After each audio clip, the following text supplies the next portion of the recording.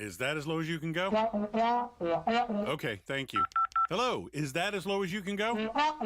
Okay, thank you. What are you doing? Calling around to get the best rate on a car loan. Why? Everyone knows Alcoa 10 is the best choice to purchase a vehicle or refinance your current loan. And with low interest rates and 90 days to your first payment, it's a no-brainer. You can even apply online and sign all the documents from the convenience of your home. Yeah, I don't know what I was thinking. Alcoa 10 Credit Union. It's so easy. Go to atfcu.com for details. Rates are dependent on credit score and equal housing lender.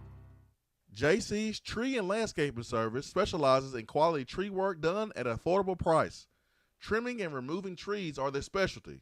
They also offer other services like land clearing, stump grinding, crane services, and all of your basic landscaping needs for both commercial and residential. JC's will give you a free estimate and beat any written quote by a competitor to guarantee that you get the lowest price around. Don't risk your land with a fly-by-night service. JC's Tree and Landscaping is licensed and insured. Give them a call at 865-599-3799. Top 100 barbecue restaurant Dead End Barbecue is a no-brainer when you are craving the smoky flavor of quality Q. Dead End makes it easy to enjoy their fantastic menu with online ordering from Chow Now for pickup. Or if you don't feel like leaving the house, then have Dead End Barbecue delivered right to your door by Loco Knoxville or Bite Squad. There is no better restaurant in town to enjoy the madness of March with. Cheer on the Vols and the Lady Vols with the best barbecue around. Check them out online at deadendbbq.com. Dead End Barbecue. The search is over. Deep down the middle's got his man, and he's gone. Jason Swain, touchdown. It's time for the Swain Event with your host, Jason Swain. My man. Real sports talk for the real sports fan. All you chumps are gonna bow when I whoop him. It's time for the Swain Event, fueled by Dead End Barbecue. Give me 2 laps and a Ric Flair.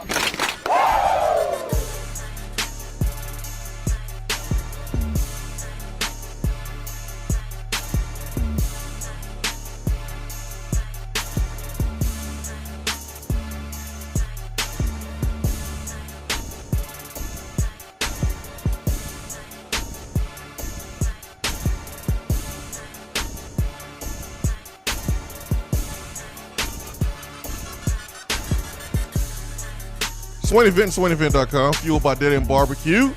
Wednesday, 3 minutes past the top of the hour. Wednesday, March 24th. Ben McKee, Jason Swain, live here from the Low T Center Studios. Our telephone number is the Irish Networks hotline. That is 865-255-03.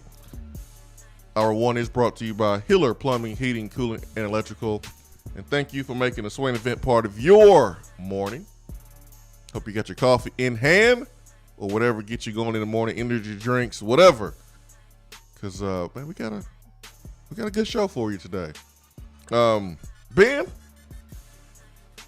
what's up? Good morning, sir. Good morning. How are you? I'm awake. I feel you. I'm ready to roll, man. I guess we all Tennessee baseball now. All Tennessee baseball, Tennessee softball, soccer, tennis, swimming. Just looking for some winners. Looking for some winners. Can somebody win something? That's what we're looking for. Tennessee baseball's winning a little bit. Just a little bit. Just a little bit. Just the number 12 ranked team in the country. No big whoop. Just a little bit. You're going to lose games. You're not going to win every single game. It's unrealistic to think that and to expect that. You're going to lose some. You're going to win some. And so hopefully, folks don't expect every single game to be won by Tennessee. But I understand where we are right now as a program and how frustrating it is with football and men's basketball and, the Lady Vols. Kelly Harper did a really good job this year. They came up short in the second round, and it was a tough game to watch for sure. Dropping to Michigan. The way this team kind of played late in the stretch, I thought they would go a little bit further. Turnovers continue to be an issue. I was wondering if our chili was hot enough. Our chili looked a little lukewarm out there. I was asking myself, do we not know this is a single elimination tournament? It looked sluggish. Do we not know that if you don't win, you going home, it's a wrap, it's over? I don't know if we knew that. And here's a tough thing about college athletics today in social media. There's cowards on social media. There's punks, there's clowns on social media that will get on there, make a fake account, say anything and everything to someone, knowing that they would not say it to their face. Sometimes a punch in the face is the remedy. Seriously. There's not enough people that got beat up in their lives. Because if you talked trash in your life and you got smacked upside your head for it, you learned a lesson. You learned a lesson. I shouldn't write checks that my blank can't cash. And that would teach you to only say things that you mean and only say things as if you were right there in someone's face. And that will prevent you from being disrespectful behind a keyboard. But we're seeing it. We're seeing it around the country with, I want to say, a Purdue player. I know it's an Illinois player. But well, you had the Ohio State incident. Ohio State player. It was an Ohio State player. I mean, it happens everywhere. It does. That's the sad part. It happens at every school across America. It happens in every professional sport across the world. It's terrible, man. It's terrible. I've seen a ton of stories from the Premier League in Europe about players receiving hateful comments, and it happens in the States as well. It's a worldwide issue, quite frankly. Yeah, it's terrible. People hide behind a keyboard. Yeah, it is terrible. So, Lady Vols dropped one, and I saw Jordan Horston was not happy with some of the comments that she received, and I don't think it's right to direct any type of negative comments towards a player, especially if you're a fan of that team. Like, it don't make any sense.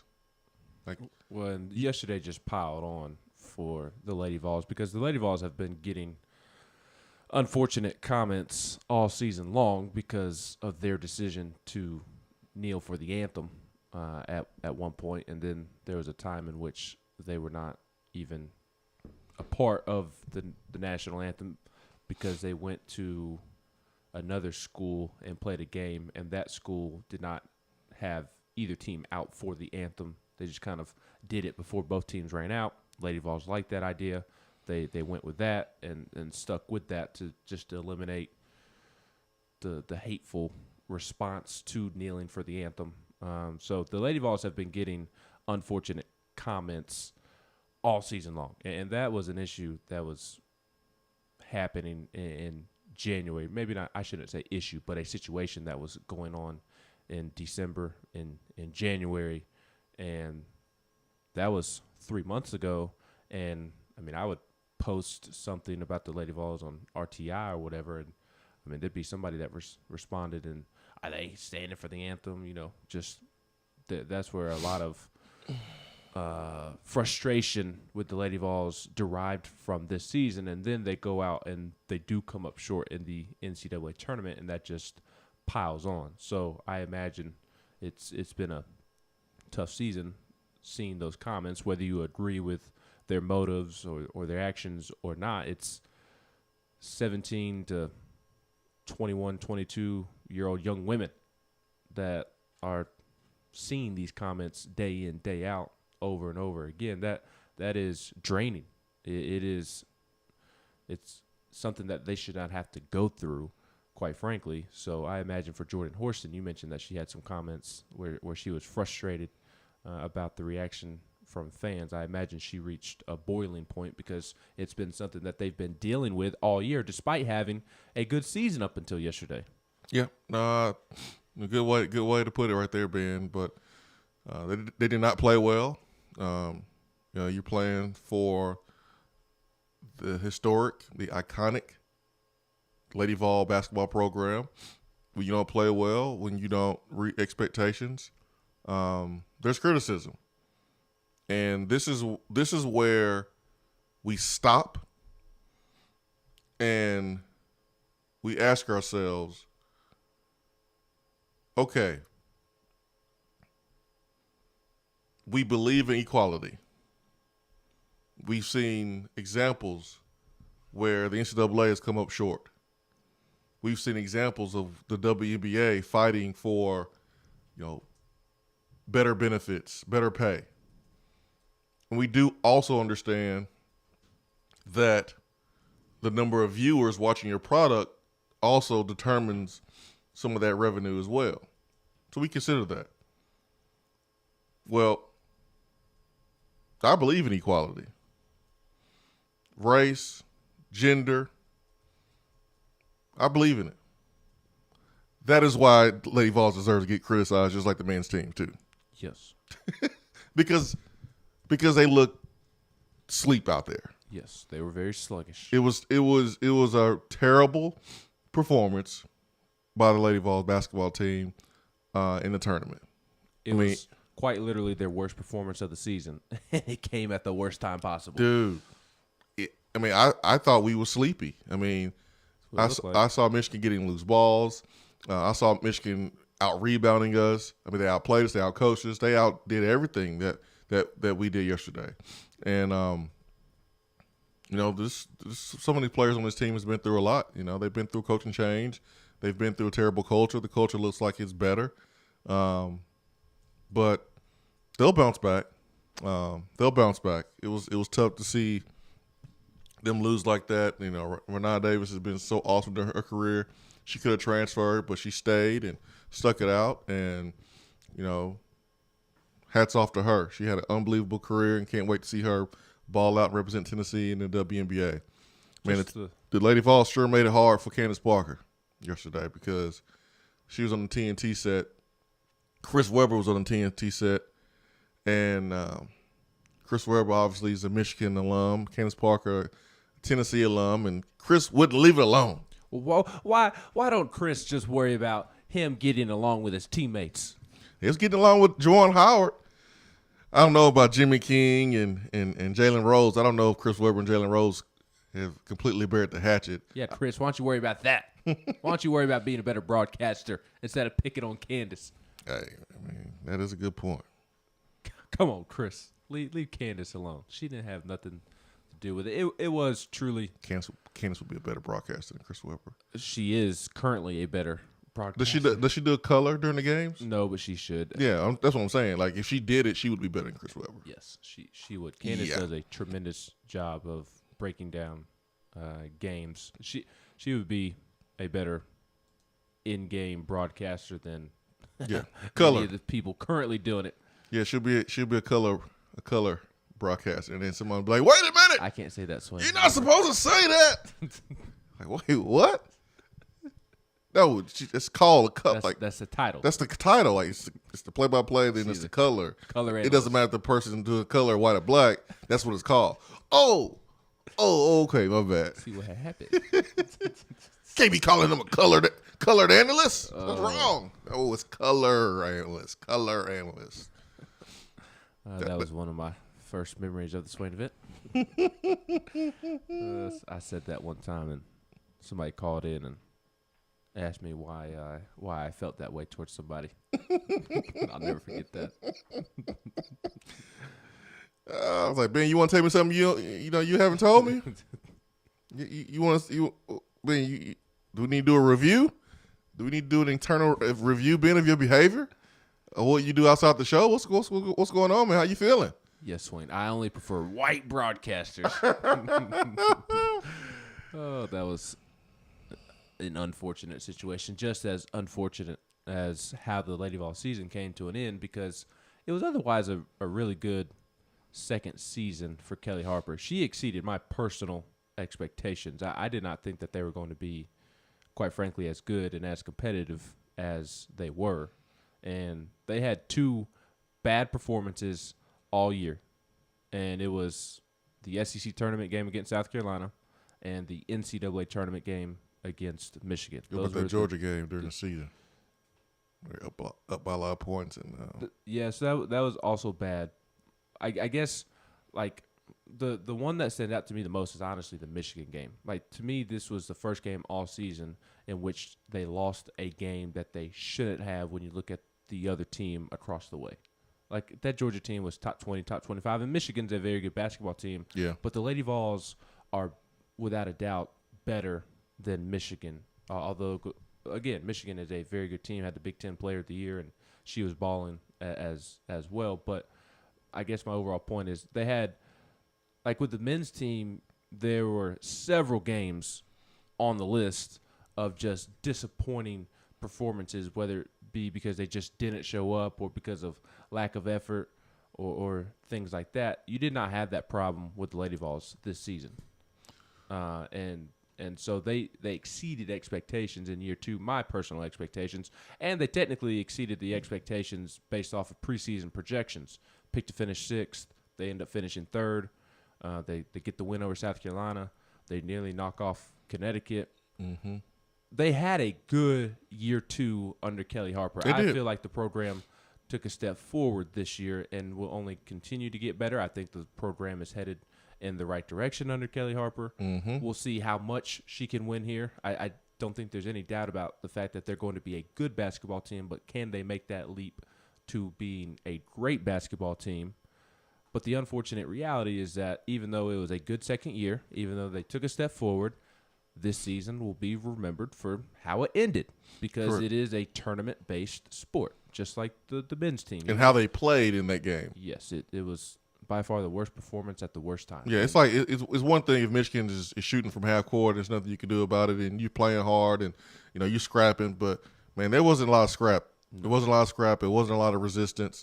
Out rebounded, out hustled for loose balls. You miss a million layups. Oh man, there was one point where Tennessee was like 6 for 20 from around the paint with layups, and that's one of the knocks of the women's game is the missed bunnies. That is a legit knock. It's already a below the rim product, which I don't have a problem with. I love the women's game, but it's a knock. It's a knock for folks that don't watch lady basketball, is because they miss too many layups, and so that was the case yesterday. But I want to get your take on this before we take our first break. I want to throw this question out to everybody. There's a report by Aaron Suttles, who's very familiar with Alabama football, but covers Alabama for The Athletic. Mm-hmm. Very familiar with Alabama football, and was covering Alabama before he joined The Athletic. He tweeted out that tight ends and special teams coach Jay Graham is expected to no longer be with the program by the end of the week. So Jay Graham is not going to be with Alabama. Now, I knew that Jay Graham wouldn't look right in crimson. I knew he wouldn't look right with that ugly Alabama A on his hat. I knew he didn't look right with that on. Now, his comment that he made about the streak against Tennessee and how it was and counting, that tweet, man, folks are going to bring that up, and folks have been bringing that up.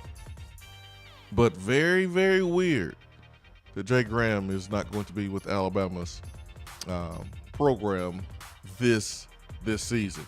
Is it investigation related or something else? 865-255-03. Be right back.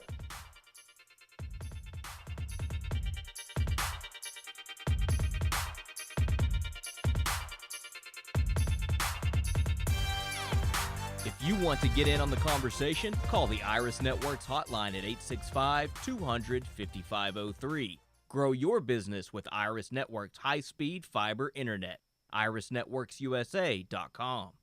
Out-of-town law firms have been swarming into East Tennessee lately. Firms from Memphis, Chattanooga, and Birmingham have stormed into the area. Wouldn't you rather do business with a local law firm? You know, a true neighbor. Marcos Garza and the pros at the Garza Law Firm are just that. They are our neighbors and friends that support local causes year-round. The Garza Law Firm works to serve you professionally on criminal matters, injuries and accident matters, and Social Security and disability filings. The Garza Law Firm is here for you at GarzaLaw.com. The Garza Law Firm. Let us help. Voted Best Barbecue in City View Magazine and a top 100 barbecue restaurant in the country, Dead End is a no-brainer when you are craving the smoky flavor of quality Q. Dead End makes it easy to enjoy their fantastic menu with online ordering and local delivery with Valet Gourmet. That's right, you can have Dead End brought to you. Can't think of the spread for your next event? Get Dead End to cater it. Check them out online, deadendbbq.com. Dead End Barbecue. The search is over. With smartphones being such an integral part of our daily lives, it is truly an inconvenience when it doesn't work properly. It disrupts the normalcy of our day. When you go into the cell phone store to have it repaired, they just try to upsell you on a new phone. That's why the owner of iDrop, TKL, left those places and opened iDrop. His goal is a happy customer. TKL and the team will listen to what you have going on and work to solve the problem of your broken device in a way that best suits your needs, instead of trying to upsell you on something that you just don't need. They don't just repair phones, they can service your laptop or PC as well as your Mac. Windows 7 support is over, but iDrop can help you transition to Windows 10. They have a 5-star rating on Google with hundreds of positive reviews. Let me say that again. I don't think y'all understand how big this is. They have a 5-star rating on Google. Their customer service really speaks for itself. So if you ever find yourself with a device that isn't performing as it should, give iDrop a call at 865-888-9740 or check them out on Facebook at iDrop of Knoxville. If man made it, they can fix it. Guys, your health right now is more important than ever. I recommend Low T Center. That's where I get my levels checked. It all starts with the annual wellness exam where they do a comprehensive health assessment exclusively for men, making it quick and easy to take care of your health. And now they offer monitored self-inject at-home testosterone treatment. Most insurance is accepted. Go to lowtcenter.com now to book your appointment and make your health a priority. Low T Center, reinventing men's healthcare. For a replay of each day's Swain Event TV, like us on Facebook.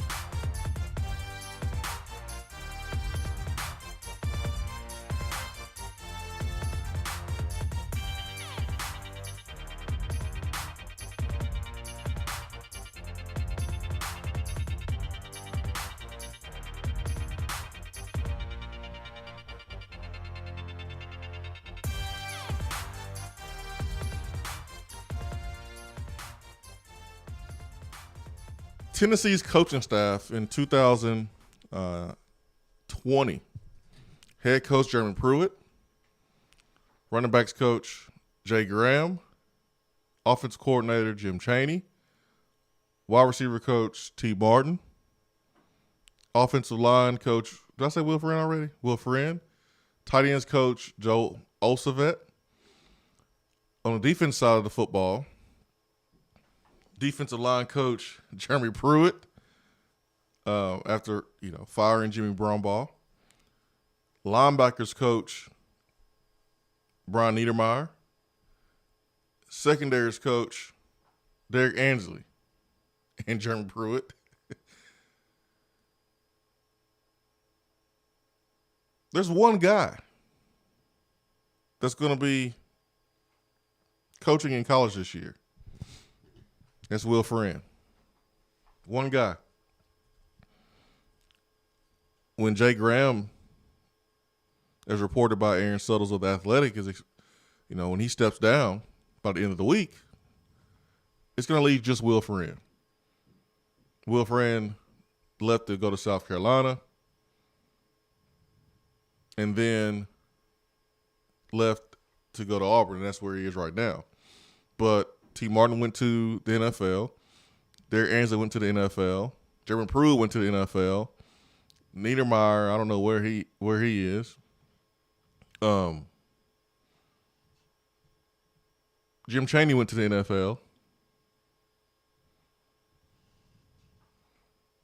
Is this a situation where you're guilty by association if you're Jay Graham, or there's something more to it? There's something more to it. I don't know. I haven't heard Jay Graham do anything that wasn't above board here in Tennessee. I didn't. I haven't heard anything. And to not be able to coach at Alabama because of something NCAA related doesn't make sense to me. I'm sorry. That don't make sense to me. All the times, Ben, Alabama has been caught red-handed and nothing has happened to them, and they have been allowed to simply take a coach, assistant coach, that was caught red-handed and just allow him to go to the NFL. We saw that with Bo Davis. We saw that with Attaboy. Guys that just magically ended up in the NFL and couldn't come back to college. This is why Bo Davis' name was brought up when Tennessee was looking for a defensive line coach. That's why Attaboy's name was brought up. And there were still unwritten show calls for them to be able to return to the SEC. But here's what you're forgetting. What am I forgetting? None of those people had ties to Tennessee. Jay Graham is Tennessee through and through, which means Jay Graham has to live with the curse of being a Tennessean, a former Vol running back. That's what Jay Graham has to live with. So what do you mean? Yes, all these other people don't get caught because they're not former Vols. They did not go to Tennessee. I don't think Jay did anything though, man. He never really played in those waters like that, man. Just from knowing him from his time when he was here with Dooley, that little bump thing that happened in Texas A&M. I mean, that ain't nothing compared to what coaches are doing now in the SEC to get players. Yes, I don't at all believe that it is investigation related. Obviously, that is going to be the easy correlation. I mean, Eric Gray has to sit out the final game of the season. We never really found out exactly why Eric Gray had to sit out the final game of the season, and then I'll tell you why. It had nothing to do with Jay Graham. It was, it was some trips here by family members and hotel stays. And they just wanted to do their due diligence on making sure that the payment for the hotel was on the up and up. And after they set him down and did that research, they determined that there was nothing there. And this is why it was said on the show that if Tennessee had played another game after Texas A&M, that Eric Gray would be playing, right? Because he was good to go. So that was the reason. But people don't know that information. Well, they know it now. They're listening. They do, but this now involves more than just Tennessee fans. This involves Alabama fans, and I imagine SEC media and SEC fans will pick up on this, if not national media, and they will try to connect the dots of, okay, Eric Gray sitting out final game of the year because of potential NCAA issues, eligibility issues, and then that same exact player transfers to Oklahoma a month or two later. His position coach, Jay Graham, leaves for a different job after the previous staff is canned for cheating, people are going to try to connect those dots is what I'm saying, and I don't at all believe that that is the case. I believe that this is Jay stepping down due to personal reasons. I don't know what those personal reasons are, and who knows, maybe something does come out that, it is as a result of what happened at Tennessee. I don't believe that is the reason. Yeah. Again, I believe it's personal reasons, but people are going to try to connect those dots. Man, it's just so hard to believe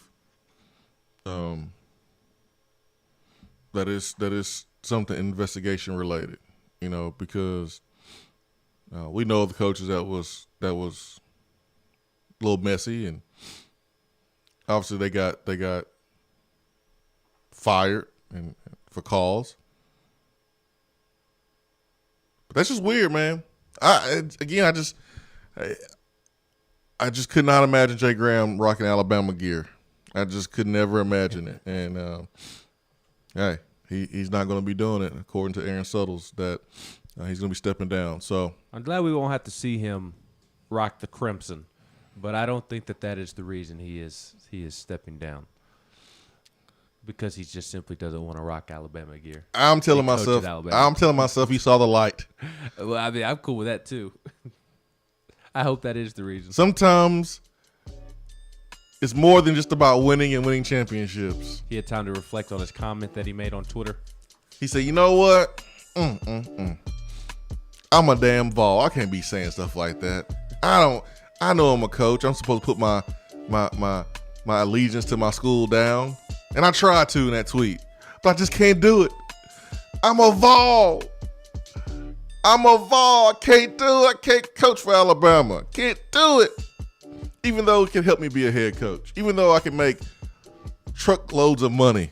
Even though I can recruit the way I can recruit and not get in trouble. I can hand out keys to Chargers and not get in trouble. But I just don't feel right doing it. I can't be a part of this. I can't be a part of all the success because it's Alabama. Can't do it. Even though I could parlay something as simple as a tight ends and special teams coach into a head coaching position, I'm just not going to do it. I can't do it. I can't live with myself. I can't do it. I thought I would be able to do it. I can't do it.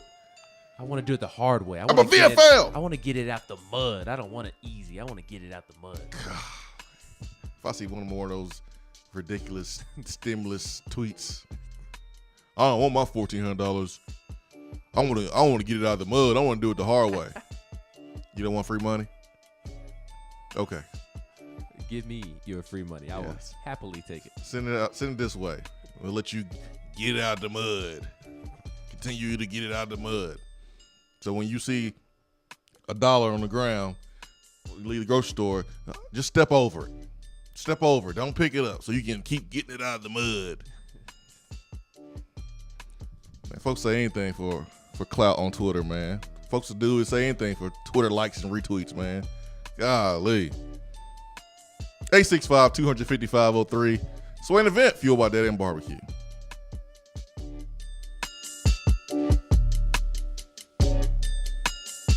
I'm Vince Moore, wide receiver, VFL 1991, and you're listening to the Swain Event. It's a new season, which means it's time to rep your team in new ways with gear from Game Time Sidekicks. Rep the Vols with every sip with a new tie-dye tumbler or bottle. They also have a new NFL Players Association product line, so you can support your favorite VFL on Sundays. Want to put your own flair on a tumbler? Game Time Sidekicks has you covered with options to add your own text or even a monogram on the back of your favorite team tumbler. To check out everything that Game Time Sidekicks has to offer, go to GameTimeSidekicks.com. Carry your team with Game Time Sidekicks. We're here with Dr. Michael Carlson of Tennessee Regenerative Sports Medicine to discuss stem cell treatment and PRP. If you have orthopedic injuries such as shoulder pain, knee pain, Achilles tendonitis, or tennis elbow, you should give them a call. That's right, Jason. We specialize in regenerative non-surgical orthopedics. So we treat damaged tendons, ligaments, and joints by using ultrasound-guided injections with stem cells or PRP. And this form of treatment actually stimulates the body's own reparative process and allows for healing of the damaged tissue. So, Doc, what makes your training different than others? Well, Jason, I've been practicing in Knoxville for 26 years, and I'm certified in interventional regenerative orthopedic medicine through the American Academy of Orthopedic Medicine. So unlike the big seminars that will advertise stem cells, fly someone in for a couple hours to talk about supposed stem cells that you order off of a shelf, then they'll depart, leaving the patient wondering who will be the person injecting me and what their level of training is. At Tennessee Regenerative Sports Medicine, I'm the one doing the procedure, and we're using your own bone marrow stem cells or PRP. So in other words, it comes from you and it goes back to you. So you know exactly what you're getting and know exactly the level of training involved. Tennessee Regenerative Sports Medicine, trsportsmedicine.com. East Tennessee's leader in PRP and stem cell therapy. If you're coming to Knoxville and need a place to stay, do yourself a favor and book a room at Hampton Inn Paper Mill, also known as the Hampton on the Hill. This award-winning property is literally in the top 5% of all Hampton Inn properties. The GM, Stephen Lawrence, is a good old local boy who grew up in the business around Knoxville. He and his staff are always available, always willing to help, and will go above and beyond for their guests. The newest Hampton Inn in Knoxville has clean, affordable rooms, flat screens, fridges, and microwaves in every room. Plus, breakfast is included in every rate. Not to mention, there's also a pool and fitness center on site. If it wasn't so close to amazing restaurants, bars, and shopping, you would never want to leave. At only 6 miles from campus, you're still right in where the big orange action is. Go to HamptonInn.com, search Knoxville, and book your room at the Hampton Inn Paper Mill, or call 865-693-5400. Hey there, Swain Event listeners. I'm excited to share my new Keller Williams Realty app so you can tour homes without leaving yours. Not only can you search for homes in specific areas and neighborhoods, you can also have access to real-time market snapshots on stats like average home price and days on market, plus commute times from your office, school zones, and much more. Download my app today and get the most accurate information on buying, selling, and investing in real estate in your area. Just search for the Keller Williams Realty app and click on More in the lower right-hand corner. Type in Jennifer Morris in the Your Agent search bar, then save and you're set. And as always, feel free to reach out at 865-257-7897 or email me at jennifermorris865@gmail.com.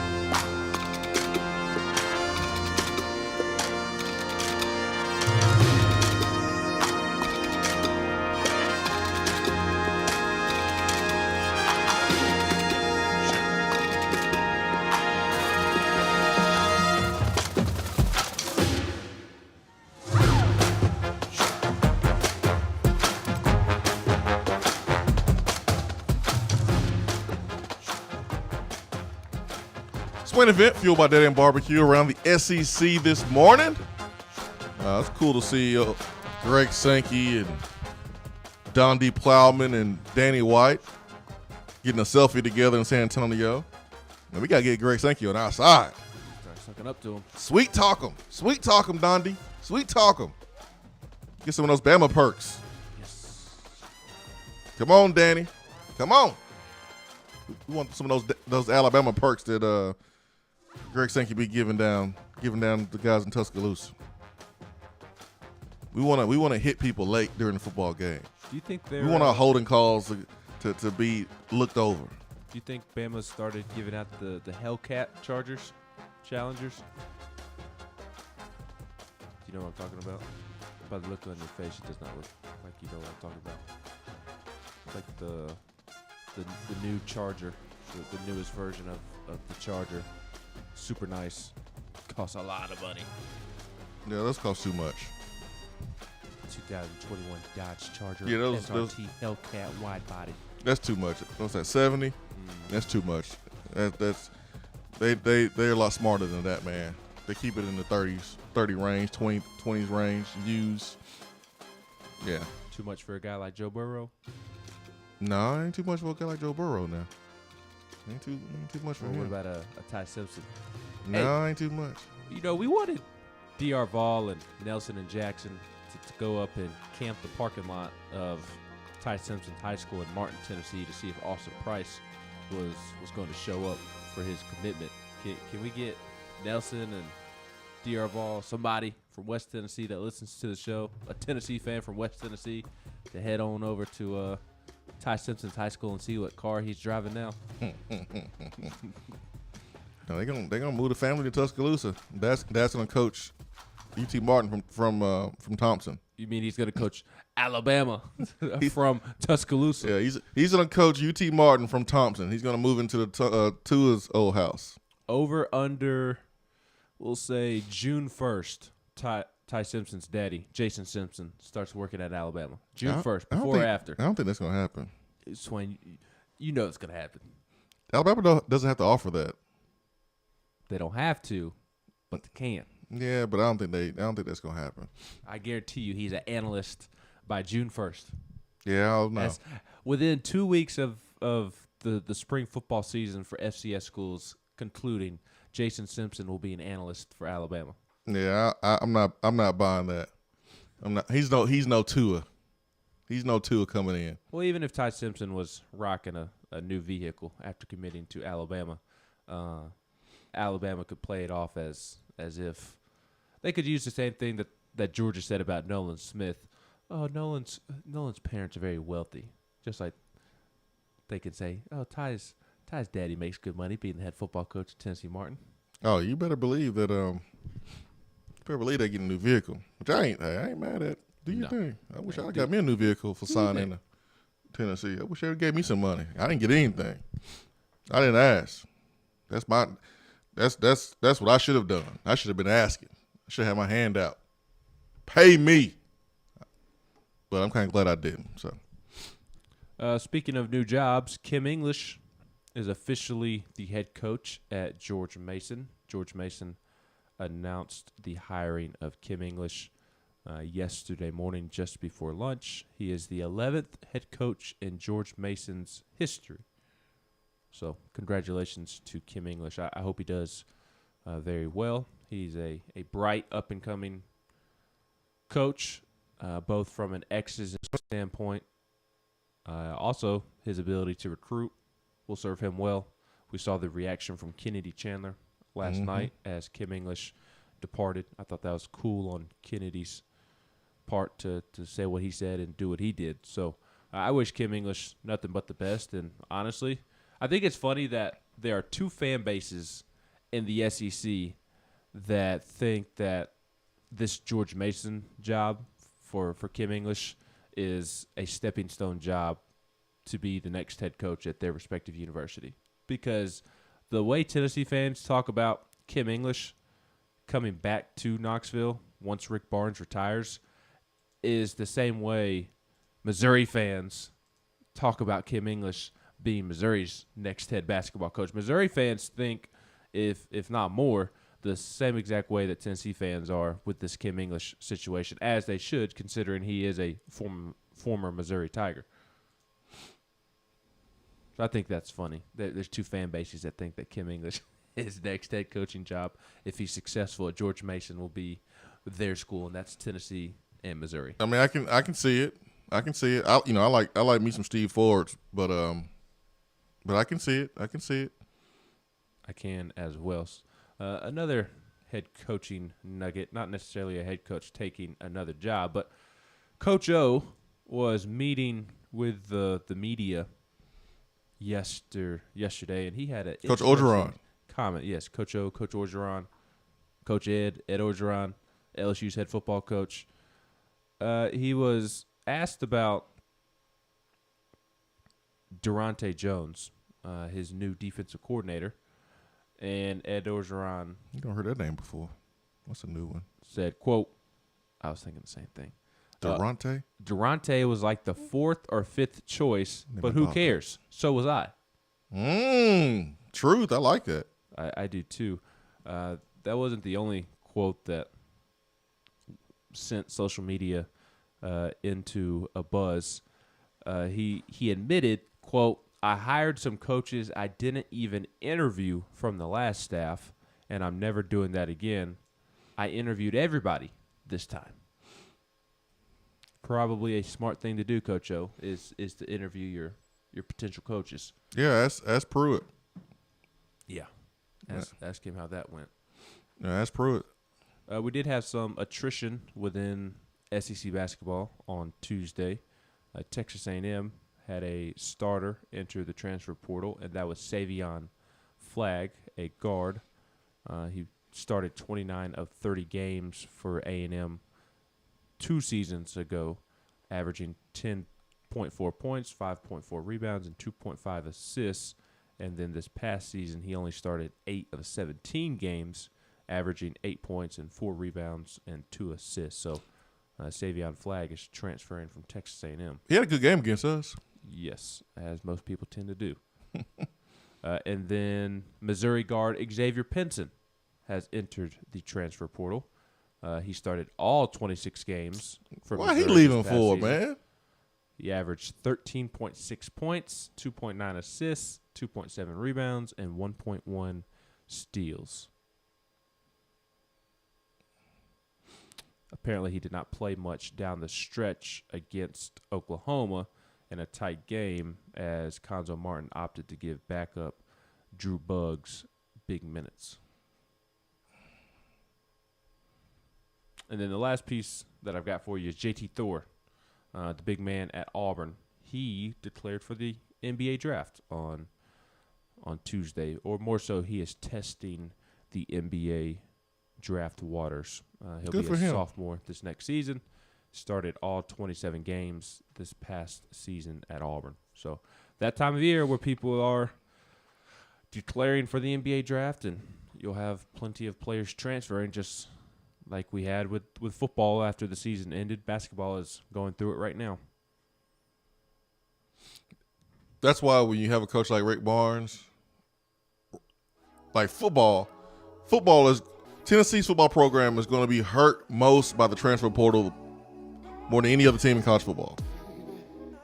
When you sit and think about it, I'm sorry, it's true. But Tennessee basketball, because of Rick Barnes, because of his track record of developing talent, because he can point to guys in the NBA that he's worked with, he's going to probably benefit more than most coaches in college basketball. I can see that. Disappointing season? Absolutely. Underachieved? Absolutely. Didn't get $5 million worth? Absolutely. Cool. But the bounce back is alive and well. The bounce back is alive and well. Rick Barnes could literally have a different basketball team. He will have a different. He will have guys that we have to, Google. Oh wait, where is he from? Wait, what's the story? There's gonna be so many new faces. I can sense it, and Rick Barnes will be able to attract those players because of the type of coach that he is. So that's the positive. Yes, I'll be curious to see if any players follow Kim English to George Mason. Oh, I think there will be. I think there will be as well. I think there should be multiple. I think that Kim English should take a bus full, quite frankly. We could probably help him get a starting lineup going with a post player, a wing player, 2 wing players, as a matter of fact. This is like when Tennessee did not want Tyson Helton to be the OC, so they helped him be the head coach at Western Kentucky. Hey, man, we're going to help you get some playing time at George Mason, because we got to recruit some transfers. 865-255-03.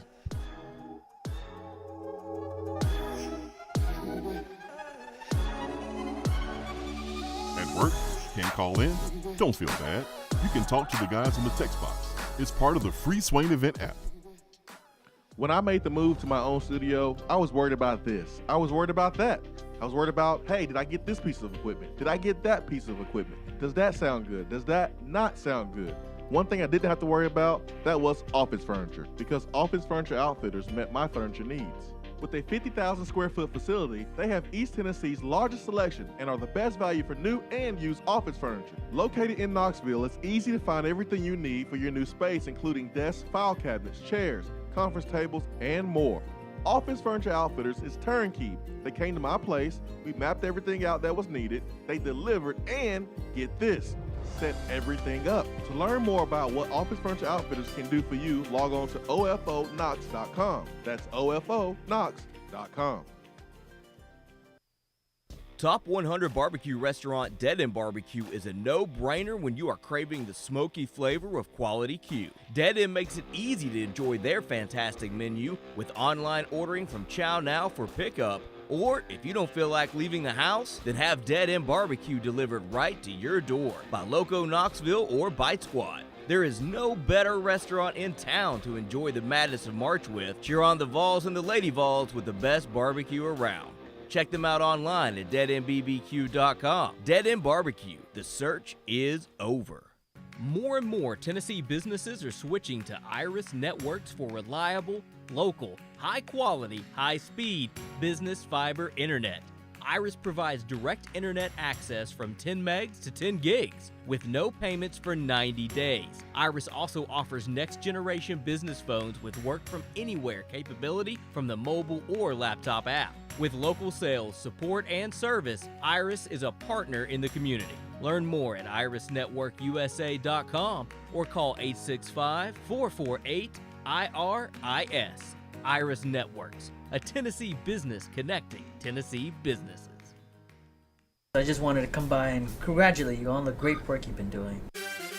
I like your style. You remind me of a young me. Failure is not an option. That boy is good. Homes, remind yourself, nobody built like you. You design yourself. Attaboy. Attaboy is brought to you by Made in Tennessee Business Fiber Internet from Iris Networks. Find business solutions for you at irisnetworksusa.com.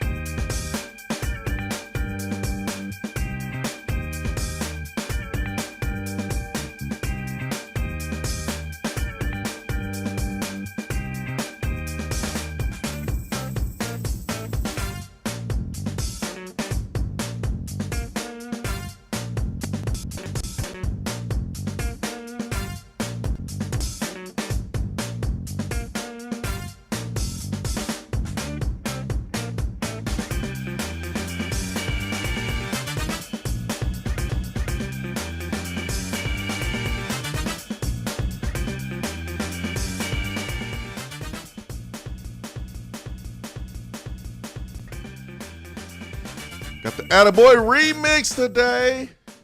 Swain Event, fueled by Dead End Barbecue. Attaboy is brought to you by Iris Networks. 90 days, no payment for business internet. irisnetworksusa.com. High quality, reliable, fiber internet and voice. My Attaboy goes to, I meant to do this a couple days ago, but it's never too late to do the right thing. So we're doing the right thing right now and giving Trey Smith Attaboy for the Torchbearer Award. Tennessee's All-American offensive lineman, adding a crowning achievement on his decorated career as he was awarded with the Torchbearer Award, the university's highest student honor. Wow. Chancellor Plowman, Danny White, surprised Trey Smith with the honor on Zoom, along with Josh Heupel. And torchbearers are seniors who embody the volunteer spirit while demonstrating academic excellence and a commitment to serving others. Whew. Man, that's strong. That is a strong honor. So congratulations to Trey Smith, man. Wow. Attaboy, Trey. Attaboy. Well deserved. He could sure. not have represented Tennessee better. No, during for sure. his time at Tennessee, and he'll continue to represent Tennessee well. The way that Josh Dobbs does, I think Trey Smith will as well. No, I agree 100%. He got any eligibility left? Man, Trey Smith played. He literally gave his all.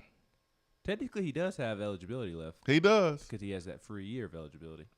But go ahead, go get drafted by my Steelers. We need a guard. Like Trey Smith literally gave his all. You know, my Steelers do love the Vols. I mean, Ramon Foster's been brokering deals. He need to broker one with the Steelers and Trey Smith. Man, forget Ramon. He'll try to get Trey Smith to come to Nashville. How dare Ramon try to get Bud Dupree to come to Nashville and why not? No, Bud Dupree is a great fit for the Titans. We talked about this when you were out, Brad and I did, because the Titans kind of sacrificed a little bit of offense with letting Corey Davis and Jonnu Smith walk and bringing in Bud Dupree, and then also bringing in Danico Autry from the Colts. You try to throw some shade? You try to call him Dud Dupree? Yeah. Must be that Kentucky hate. Good for him. He's closer to – I did dislike Bud his first 2-3 years because he was a first-round pick and was not living up to the hype. But the last 2 or 3 years, he's been really good. So I wish him the best. I'm happy for the Titans. They needed an edge rusher, and they got him. But Ramon's been trying to get former Vols and former Steelers to go to Nashville. Well, So Ramon's smart. I know. He knows what butters his bread, man. He's lived in Nashville for years. I mean, that's been his off-season home, his permanent home. No, I'm just picking. Titans, if you want an offensive lineman that don't sneak in to college universities during the pandemic, dancing on cars, that actually likes football. I mean, actually likes football. That's good. Hey, we got a lineman over here, Trey Smith. Isaiah Wilson, man. What an embarrassment. What an embarrassment. All that God-given talent. And that's what you're going to do with it? What an embarrassment. Pro Day for Tennessee. Usually on a Wednesday. That's today. It's usually on a Wednesday, right before spring practice. What do you know? Today is Wednesday. Right before spring practice. Pro Days used to be an event. Pro Days used to be one of the biggest times of the year for Tennessee. As a player, I remember coaches be on you about being in class. Don't miss class. Go to class. But on pro days, it's like, we're not going to fault you too much if you want to watch your teammates participate in pro day. Because there was times I definitely didn't go to class or was late because I was there to watch pro day. How you going to tell somebody they can't watch pro day when you're in their living room 4 years before talking about how you're going to help them get to the NFL? Like you gotta be able to watch pro day if you're a player. It used to be an event where 10 guys, 12 guys would participate and go through their biggest job interview of their career, and we would literally watch guys make money. And over the years, man, guys not going to the league.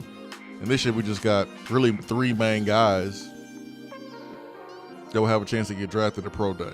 We got to get back. We got to get it back. Hour 2 coming up.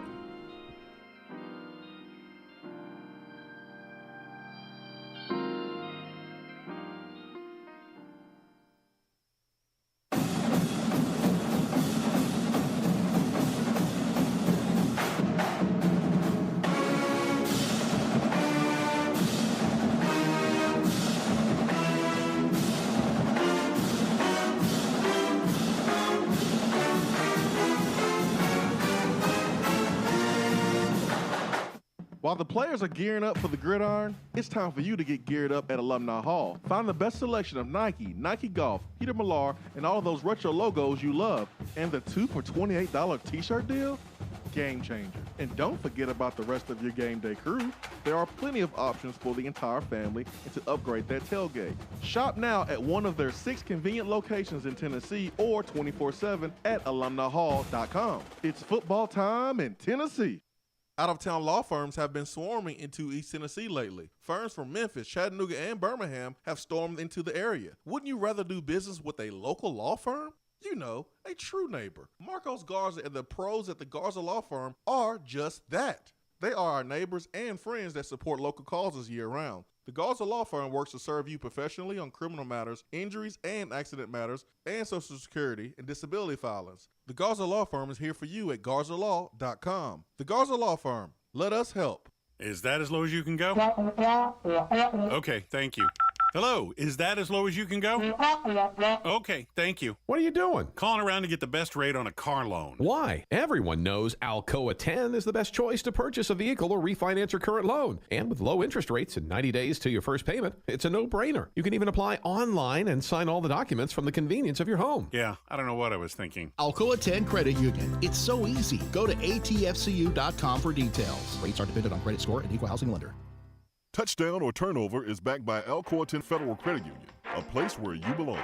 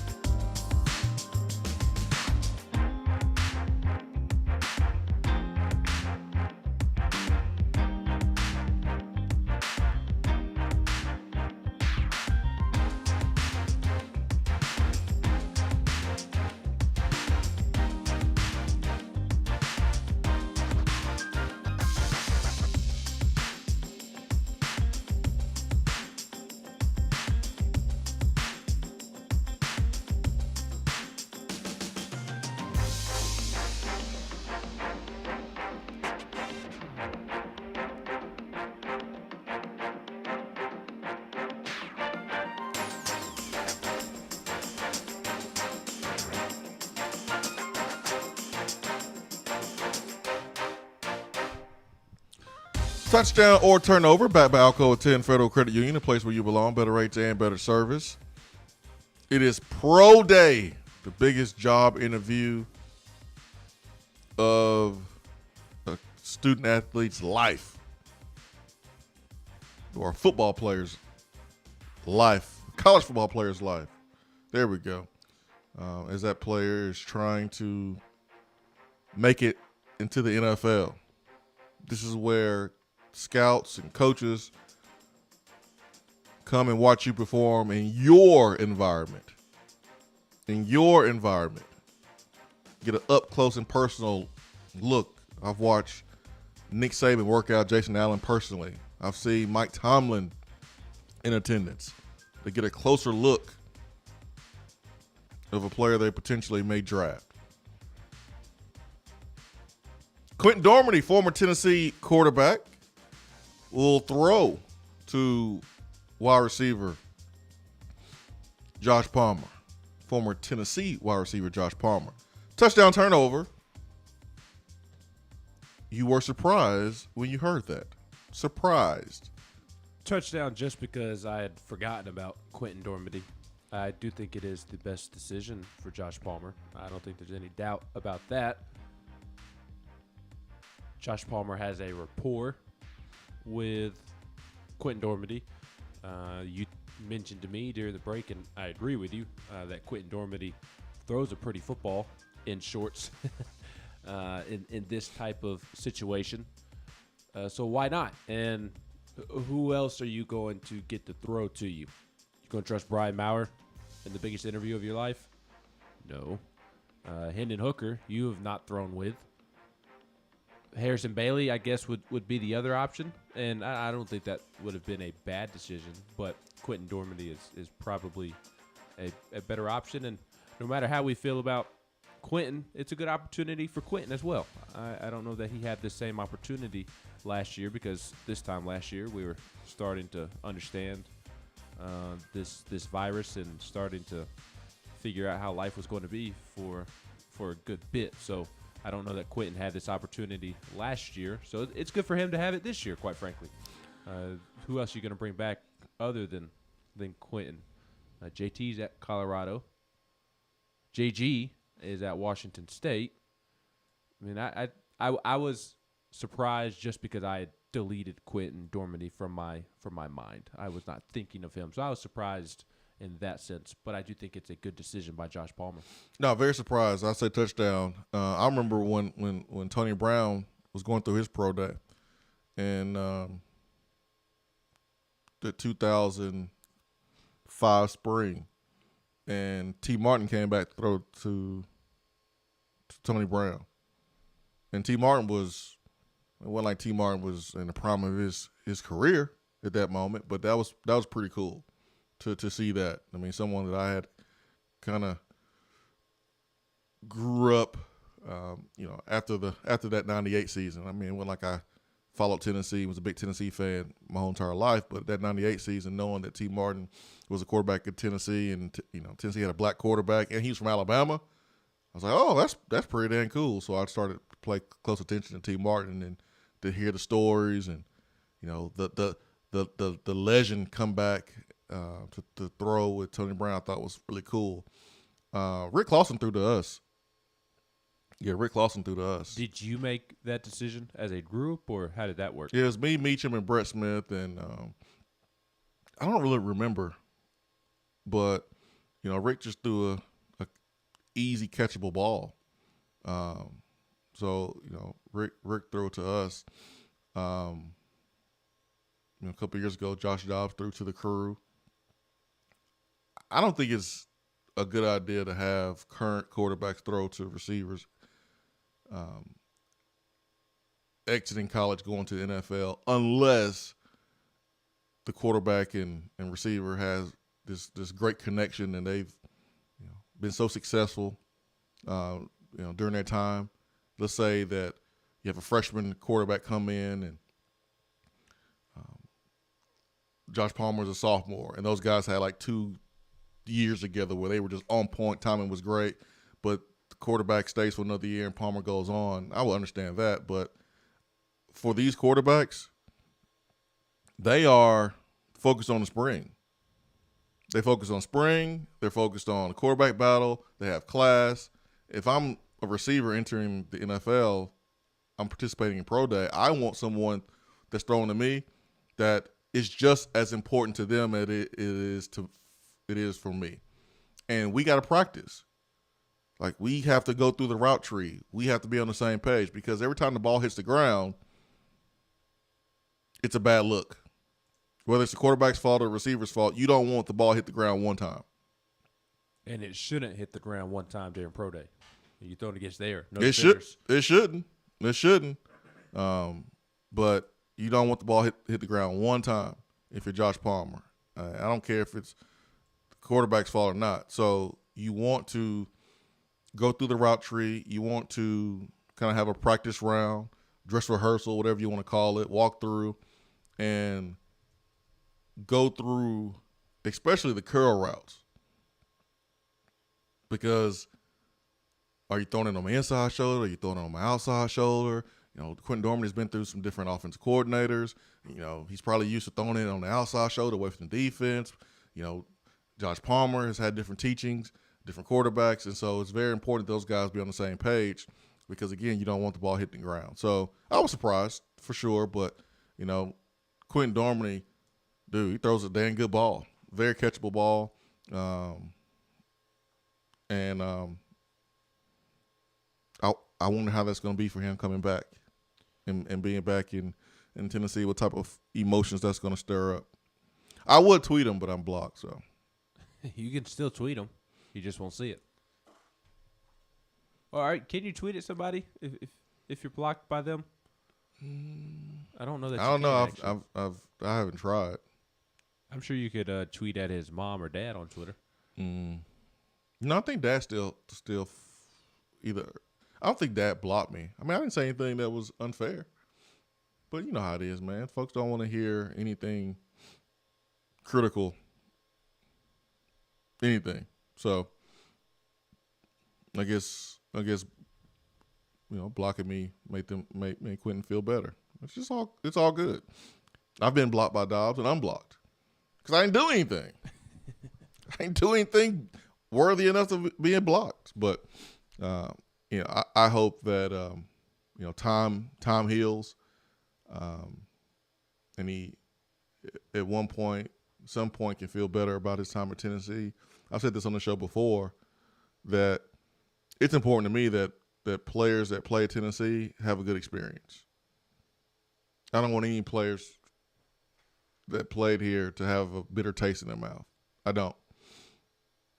And Tennessee's not the only place that deals with that. I mean, there's players all across the country that, did not leave with the same taste that they entered with. And there's players that are bitter. There's players that were lied to. There are players that was done wrong. There's players that, coaches didn't do right. And now that university calls that player and wants donations and wants that, let's say that player goes to the NFL. Down the school wants that player to endorse the school because it helps that school recruit. And some players are like, nah, man. Nah. Y'all didn't help me get to the league. Y'all try to do me wrong. No, I'm not doing it. And then the player is looked at as being the bad guy or being selfish or being a traitor. It's like, no, man, y'all don't know what happened behind the scenes. The schools didn't do that player right. So that happens all across the country. In different sports, it happens. It happens. So I hope that Quentin Dormady finds that peace, and he did meet his wife here. So Tennessee ain't all that bad. Tennessee is a beautiful place. Isaiah Wilson may think otherwise, as he is back in the news. Isaiah Wilson, come to find out, prior to being traded by the Titans, was arrested at gunpoint in Georgia. This was 2 months ago, back in January, and this is a story from John Glennon at Broadway Sports. It says that 2 months before the Titans traded him, former first-round pick Isaiah Wilson was arrested at gunpoint and charged with multiple offenses following a high-speed car chase in Georgia, according to the Barrow County, Georgia Sheriff's Department. In the early hours of January 7th, just a few days before his teammates were scheduled to play Baltimore in a first-round playoff game, Wilson was arrested in Barrow County, which is about 25 miles northwest of Athens, Georgia, where Wilson played at the University of Georgia. Wilson was booked and charged with the following, according to the sheriff's office: fleeing or attempting to elude a police officer for a felony offense, speeding in a construction zone, reckless driving, marijuana possession of less than 1 ounce, possession and use of drug-related objects, and reckless conduct. After posting a $7,000 bond, Wilson was released on the morning of January 8th, per the incident report. It was not immediately clear whether the incident had processed through the court system yet, as a representative of the Barrow County District Attorney's Office said the court scheduling details are not shared with outside parties. Wow. I can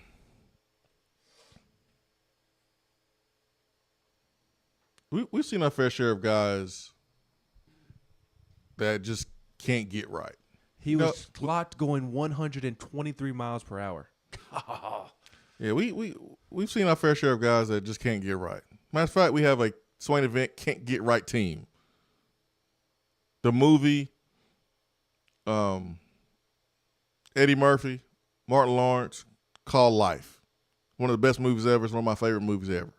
It's about two guys that was wrongfully accused of a crime they did commit, and they spent life in prison.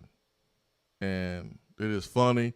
One of the characters in there, his nickname is Can't Get Right. He's a really good baseball player. But I call folks that can't stay out of trouble, the Johnny Manziels, the Alton Smiths, just can't get right.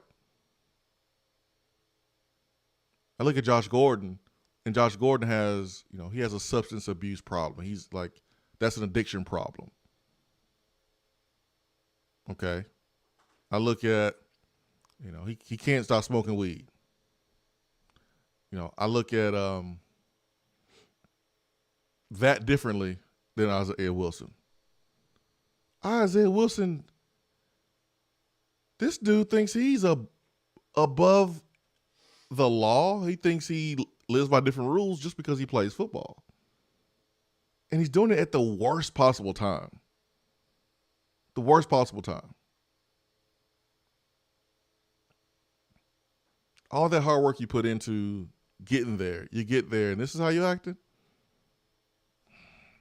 Because that money about to dry up. And those friends you got right now, they're going to dry up too. They're going to dry up too. Or they're not going to be good for you when the money does dry up. I'll tell you that right now. Yep. He was traveling at 123 miles per hour when he sped past a police officer. And this particular police officer obviously tried to catch up to the vehicle before he noticed that Isaiah Wilson was accelerating away from him, and he advised his dispatch office that speeds of the chase had reached 140 miles per hour. He was advised to stop the pursuit because of the high rates of speed, and just a few moments later, the officer was told by dispatch that an undercover ICE agent had seen the same Charger crash off the road, and per the report, the officer responded to the scene and saw the Charger about 100 yards off the road in a briar patch with a black male, later identified as Wilson, standing up in the car with the upper half of his body out of the sunroof. Also standing up in the car in the same manner was a female. While Wilson was still being held at gunpoint, he was instructed to get into a prone position where he was handcuffed. He said that he had past experiences with law enforcement recently, and he was scared, which is why he continued to speed up even after he saw the emergency lights. I mean, I do understand that. Yes. And he went on to say that he thought that at the speed he was traveling, he would go to jail, so he just kept on going. Now, I don't understand that. They found 3.4 grams of marijuana, 0.2 grams of acid. Oof. Yo. He is tripping. Yes. He is tripping. Wow. So there's an early for what for you. Yeah. I hope Isaiah Wilson can figure out his life, because he's on a scary trajectory right now. Very, very scary. All right, let's get to Turkey Man. Turkey Man, good morning. Good morning, guys. Good morning. I want to ask you about what you thought about tomorrow's starting of spring practice, ain't it? Yes, it is. It is. Are you excited? I am. I don't know if Swain feels the same way, but I'm somewhat excited to be able to talk about actual football and how some of the players look like, instead of all the drama that we've had to talk about over the last several months. Who are you thinking the receiver that'll stand out? Speaking of receivers in pro day, what receiver are you excited to see that we haven't seen? I know we got that. That we haven't seen? Yeah, that we haven't seen. Really haven't. I mean, I'm excited for Velus Jones. We've seen him, but I'm excited for him because I think this offense is going to benefit him in a great way. He's upperclassman. He's going to play an offense that's going to, allow him to think less and react more. So I'm excited for him. I'm intrigued by, the improvement of the freshmen last year. Ones that did play and the ones that didn't play. But I'm excited probably more for Velus Jones than anybody else. What about you, Ben? I'm excited to see the freshmen from last year. Obviously, they're now sophomores, but I'm excited to see that group of 4 freshmen from last season that were hyped up before the season, but the ones who didn't get to play as much as Jalen Hyatt, because Malachi Wideman, Jimmy Holiday, Jimmy Callaway, those other 3, entering the season, they were practically talked about and hyped up as much as Jalen Hyatt, but we only saw Jalen Hyatt and never really saw Malachi Wideman or Jimmy Holiday or Jimmy Callaway. So I'm excited to see those 3, especially in this offense where they have a chance to be really successful. Those are the ones I was thinking about in particular. Of course, one that Swain's talking about. We never did see him get to do much. But actually, come think about it, nobody off offense got to do much, did they? Nobody did anything. Other than Eric Gray. Hey, yeah. I got some help with you there as far as getting any quarterback you can call. Ainge, you write him a letter, and probably that way he could send a message to him. I guess that would have been another option for Palmer. He could have asked the Ainge to throw to him. Write a letter, yeah. And I'm sure there's somebody out there that talks to parents. You could probably go that way too. Anyhow, I get out of here, guys. We love you. I ain't taking that bait. See you, Turkey Man. I ain't taking the bait. I think Palmer made the right decision, and getting Dormady, someone that's not distracted, that still can throw, that he has a really good relationship with, or even if he doesn't have a great relationship with, as long as that ball doesn't hit the ground.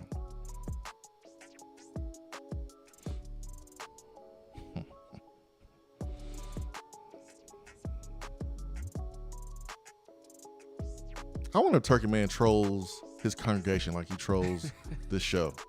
Turkey Man's a preacher. I wonder if he trolls his elders and his deacons and members of his church. I wonder if he does that. He does a really good job of doing it here in this program. Swain Event, be right back.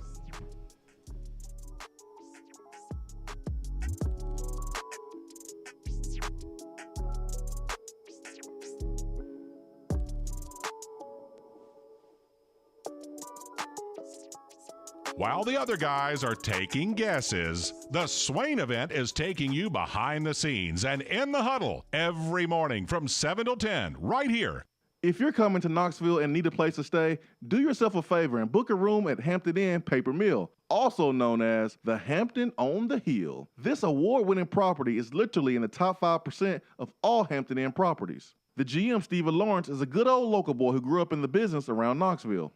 He and his staff are always available, always willing to help, and will go above and beyond for their guests. The newest Hampton Inn in Knoxville has clean, affordable rooms, flat screens, fridges, and microwaves in every room.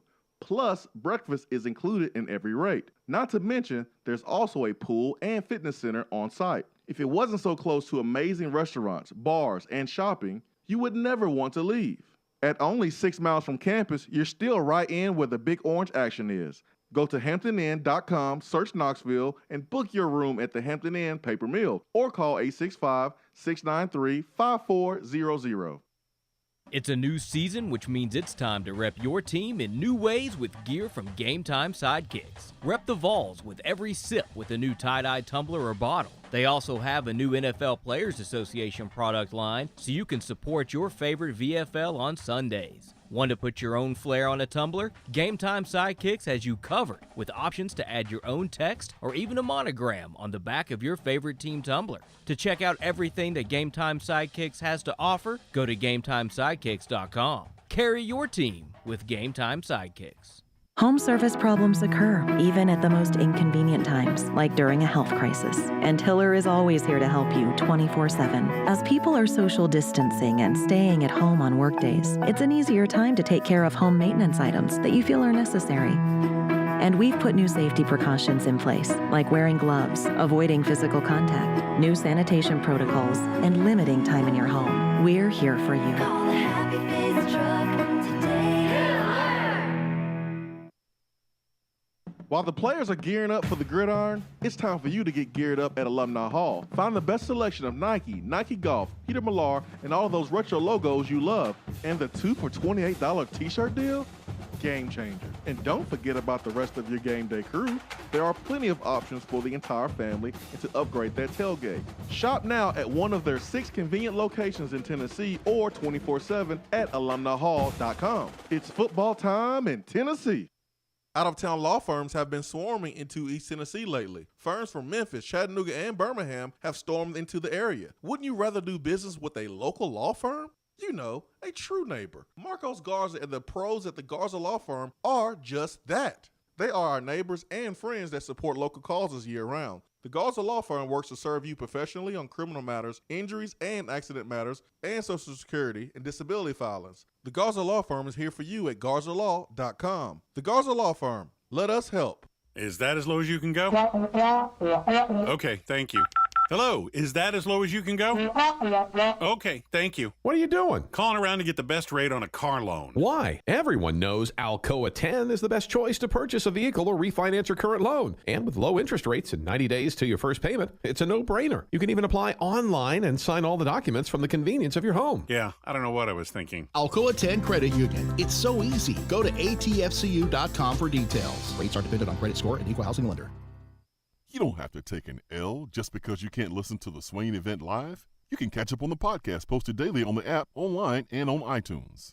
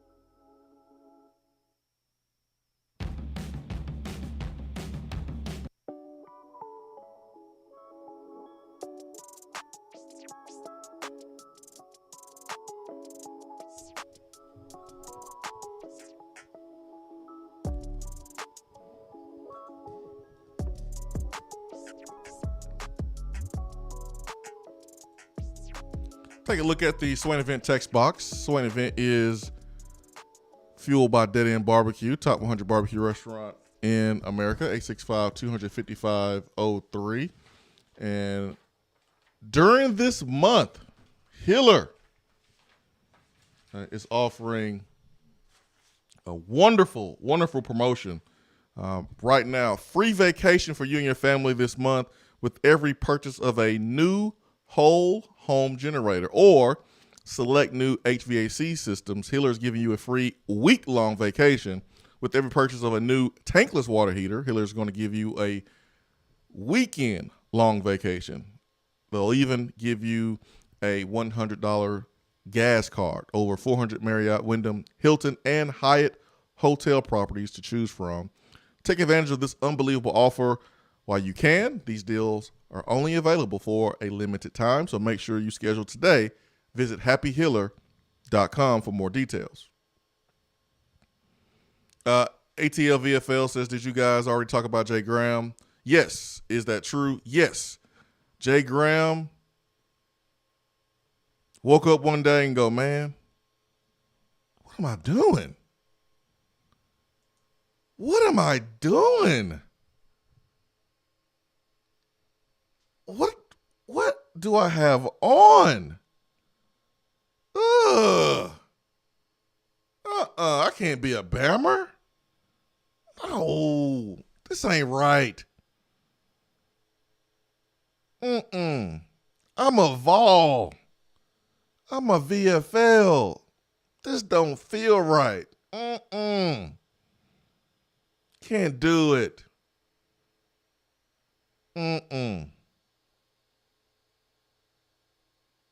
Question is, where is he going to go now?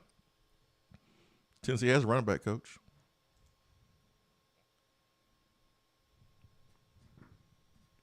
Is Jay Graham going to take the year off? Is he going to go to the NFL? I mean, man, positions are pretty much filled across the country. Is he going to take a year off? I mean, Jay Graham's made some Texas A&M money. I mean, he can afford to take a year off and jump back into the game. But Jay woke up and realized that he was a Bammer. And he couldn't do it. Tough reality to live with. You can go through, you can work for the greatest college coach of all time. You can go through Nick Saban's rehab program where he's turned assistant coaches to head coaches or failed head coaches to head coaches again. You can go there and get all the money in the world. You can go win championships. But for some folks, it just doesn't matter because at the end of the day, Alabama is just Alabama. I'm telling myself that's why Jay Graham is leaving. I hope that's true. I got a feeling that it may be a little bit true. They realize that's not for him. That's not him. He's not a Bama assistant. That's not him.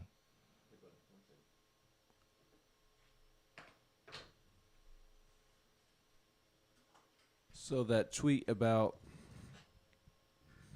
a go and counting. That wasn't the real Jay Graham. That was emotionally hurt Jay Graham because of what happened at Tennessee. He was hurt. He's a human, man. He's a human. That tweet aged really well. Oh, yeah, I know. Listen, man, I've said some things about Tennessee. I felt a certain type of way about Tennessee. Better believe it. All the stuff that's went on, you know, I haven't had a perfect opinion of Tennessee. What fan has? True fans. True VFLs. Stop. Fans like who? Andy. Andy Dalton went to TCU. That's your new quarterback right there. Andy Dalton went to TCU, man. Jay, come on. Come on, Jay. Bring it in, man. Bring it in. Bring it in for a hug. Come on. We right here, man. Now arms are wide open, extended. Come on. Bring it in, man. Put your head on my shoulder. It's all right, man. It's going to be all right. Still love you. Still love you, Jay. It's okay, man. I know you try to do what's best for your career. You deserve to win.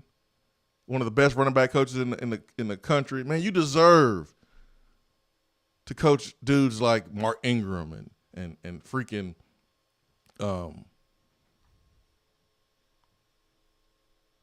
what's the dude that just was there this past year? Najee Harris. Najee Harris. The Trent Richardsons of the world. Derrick Henrys of the world. China Food. Eddie Lacy. You deserve to coach good players like that. He deserves it, man. Remember, he lost on Derrick Henry when he was a Tennessee coach here under Derek Dooley. He lost to Derrick Henry. He lost Derrick Henry to Alabama. Tennessee was second. Jay did everything he could possibly do. He had a chance to coach dudes like that. to even look better as a coach.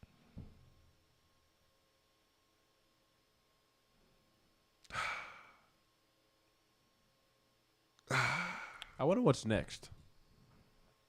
I mean, it's got to be either take a year off or head to the pro ranks. But all the pro ranks, I mean, all those coaching spots should be filled. Yeah, man, he's made enough money. He can sit out this year, or he can get on somewhere if he wants to. And the moment there's a running back's job in the SEC, that's where he prefers to coach.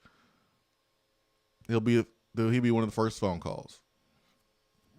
Always Vols says Jay saw the fine print of selling your soul is what happened.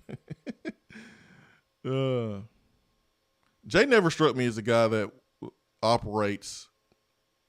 that's comfortable operating in that type of Saban culture, which I was surprised that he wanted to come work for Jerry Pruitt.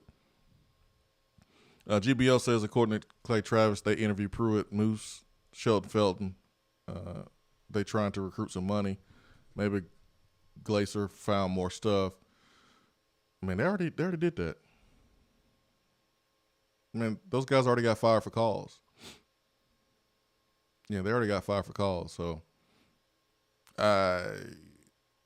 who did Jay Graham cheat for? Jay has not done that, from my understanding. I've never heard one thing on the record, off the record, about Jay Graham getting down like that. He probably had more success recruiting top running backs if he did. And you definitely wouldn't want to do it if you were on this staff, because you know how sloppy everybody was, or some folks was, and you didn't want that to get on you. That's why guys like Drew Hughes left. That's why guys left before the ship completely sunk, because they knew that they were going to be guilty by association if they stayed around. But I don't think Jay Graham really operated that way. All right, let's get to the phones. Let's get to. We've got Big Orange back. Big Orange Mac. Big Orange Mac, good morning. Good morning, Jay Swizzle. Good morning, Benjamin. What's up? Good morning, King.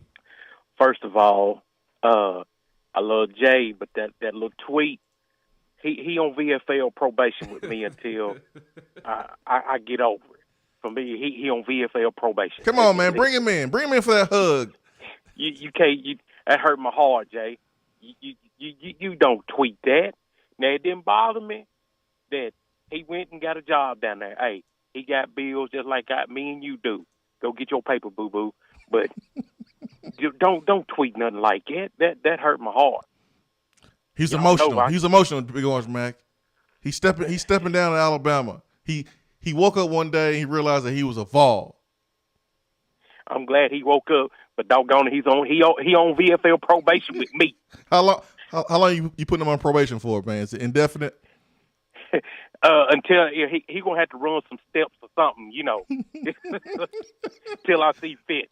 I understand. I want to get on this. I've held my tongue for a while on this Isaiah Wilson thing, but that gummit boy, you just ruined everything. Your God-given talent. Your God-given talent gave you a scholarship to top university, in the best conference in America. Easy now. You get drafted first round, you became an instant millionaire in one day. And I imagine his great-great-great-grandfather was probably a sharecropper somewhere in Georgia. Ooh. And never would have dreamed that his descendant would become a multimillionaire in one day. Ooh, and he boy. just messed it up. Oh, boy. Out here acting a fool. Acting a damn fool. Embarrassing his last name. Now, yeah, absolutely. He's embarrassed every Wilson, wherever he's from in Georgia. He's embarrassed the whole daggone family, even the ones that's been dead and gone 50, 60, 70 years. Mm-hmm. He embarrassed them too. Mm-hmm. Now, I'm going to say this. I don't care if you're black, white, whatever. When you got a job to do, whether it's if you are a cowboy, a farmer, welder, lawyer, doctor, you go and do your job and you be a professional at your job. whatever it is. Now, me being an African-American man, also you, Jason, it hurts my heart to see a young African-American young man, I don't know what his family situation was, if he's less fortunate, got the opportunity and he threw it away. And that gives some folks, not saying all, some folks say, see, that's what they do. They take the opportunities and they throw it away. Yep. And that hurts my heart. Yep, truth. And I don't care where you're from, but you got wherever you from, whatever situation you grew up in, you got to leave that crap behind you. Yep. Leave it behind you. You're a professional man now. Leave all that wild crap that you did in your hood or your little country town or whatever. Leave that crap behind. You ain't got to forget where you come from, but all that other shenanigans, get shed of it. You're a professional man now. Go make your paper. It's time to grow up and act a man. He's still acting like he's 13, 14 years old. You know, it's ridiculous. And I tell that to anybody. Grow up, pay your bills, do work, and keep your nose out of trouble. That goes for anybody. But, gentlemen, y'all have a great day and go Big Orange. Thank you, Big Orange Mac. And Happy Hump Day. You know, there's a shirt that I see from time to time, and every time I think about getting it, I get distracted and I don't get it. Order it right now. Nah, man, because the size I'm gonna get, it ain't gonna fit. Because I'm going through a transitional phase from medium to triple medium. So I'm trying not to purchase any clothes. You're waiting until you get set at one or the other. Yeah, man. I like, dude. Just, whew. Anyways, so the shirt says, "I am my ancestors' wildest dreams." I remember a couple weeks ago, I started like a free trial on Ancestry.com, and I started like trying to piece together like my family tree. And I started calling my dad's side of the family down in Alabama and asking questions and things like that. And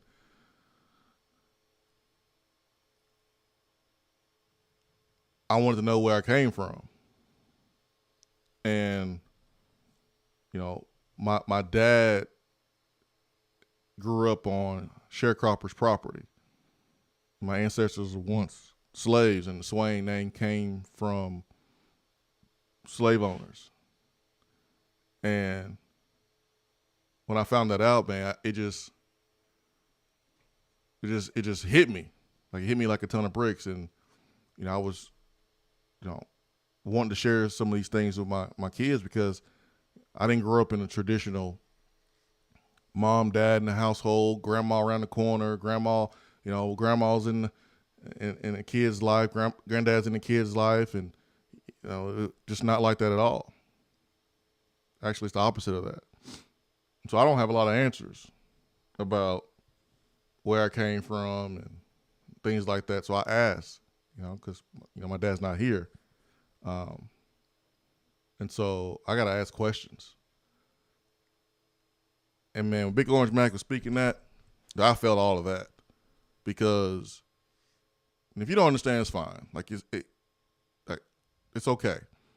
There's some people who don't really understand that a guy like Isaiah Wilson, you got a responsibility, man. It's so much bigger than you. Big Orange Mac is right, man. Your ancestors at one point wasn't allowed to read, wasn't allowed to learn. And here you are with the opportunity to change generations with the money you're about to get playing a sport. Like, you got an opportunity to absolutely flip the family tree, man. You take care of your kids, your grandkids' kids. Like, you can truly do that. And he's pissing it all away. I don't care if he went to Georgia or not, man. It just when you stop and think about it, man, it makes you so angry and frustrated and sad, because there's people, white, black, yellow, whatever, that will kill for an opportunity that Isaiah Wilson has. There's people literally dying every day trying to come to this country for an opportunity. That's it, just for an opportunity. Willing to put their lives on the line just for an opportunity. And Isaiah Wilson just pissed it all away. That's what just makes you mad right there. Georgia or not. Golly, man. Wouldn't expect anything less from a Bulldog. Golly. Damn, Big Orange Mac struck a nerve this morning. It's the truth, though. It's 100% truth.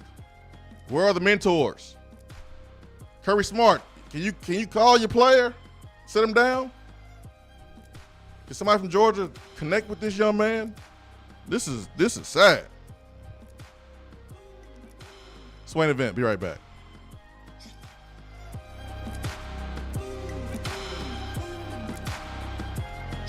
For what is coming up on the Swain Event. Guys, prioritizing your health now is more important than ever, not only to build your immune system, but to address any chronic health issues you may have. I recommend Low T Center. They exclusively specialize in men's wellness and follow strict medical guidelines for your health and safety. They are one of the leading men's medical providers in the country. Low T Center has reinvented the doctor's visit, making it quick and easy to get all of your levels checked, not just your testosterone. It starts with an annual wellness exam, where they do a comprehensive health assessment so you know all the numbers to your health. If you've been feeling tired, grumpy, have noticed a weight gain, or loss of muscle mass, these can all be signs of low testosterone level, low thyroid, or even sleep apnea. Low T Center can determine the cause and help. And now they offer monitored self-inject at-home testosterone treatment, including a take-home blood pressure monitoring cuff. At Low T Center, most insurance is accepted. Book your annual wellness exam or annual physical today. Go to lowtcenter.com. Low T Center, reinventing men's healthcare. Good morning, Swain Event family. As you already know, I'm your go-to realtor when you are considering buying, selling, or investing in East Tennessee real estate. But did you know I can help all of you listeners in other parts of the country? No matter where you're listening from, there's a good chance I have several Keller Williams real estate partners in your area. I've developed relationships with realtors I know I can trust to help you with your needs. So give me a call, Jennifer Morris, Keller Williams Realty, 865-257-7897, or email me at jennifermorris865@gmail.com. We're here with Dr. Michael Carlson of Tennessee Regenerative Sports Medicine to discuss stem cell treatment and PRP. If you have orthopedic injuries such as shoulder pain, knee pain, Achilles tendonitis, or tennis elbow, you should give them a call. That's right, Jason. We specialize in regenerative non-surgical orthopedics. So we treat damaged tendons, ligaments, and joints by using ultrasound-guided injections with stem cells or PRP. And this form of treatment actually stimulates the body's own reparative process and allows for healing of the damaged tissue. So, Doc, what makes your training different than others? Well, Jason, I've been practicing in Knoxville for 26 years, and I'm certified in interventional regenerative orthopedic medicine through the American Academy of Orthopedic Medicine. So unlike the big seminars that will advertise stem cells, fly someone in for a couple hours to talk about supposed stem cells that you order off of a shelf, then they'll depart, leaving the patient wondering who will be the person injecting me and what their level of training is. At Tennessee Regenerative Sports Medicine, I'm the one doing the procedure, and we're using your own bone marrow stem cells or PRP. So in other words, it comes from you and it goes back to you. So you know exactly what you're getting and know exactly the level of training involved. Tennessee Regenerative Sports Medicine, trsportsmedicine.com. East Tennessee's leader in PRP and stem cell therapy. It's a new season, which means it's time to rep your team in new ways with gear from Game Time Sidekicks. Rep the Vols with every sip with a new tie-dye tumbler or bottle. They also have a new NFL Players Association product line, so you can support your favorite VFL on Sundays. Want to put your own flair on a tumbler? Game Time Sidekicks has you covered with options to add your own text or even a monogram on the back of your favorite team tumbler. To check out everything that Game Time Sidekicks has to offer, go to GameTimeSidekicks.com. Carry your team with Game Time Sidekicks. There are articles and news stories that you read about the things that people do. And when you're reading those and you start to shake your head, you start to scratch your head a little bit. You get confused. You don't understand why. you start to ask questions. But really, there's only one question that matters. What is that question, you may ask? For what?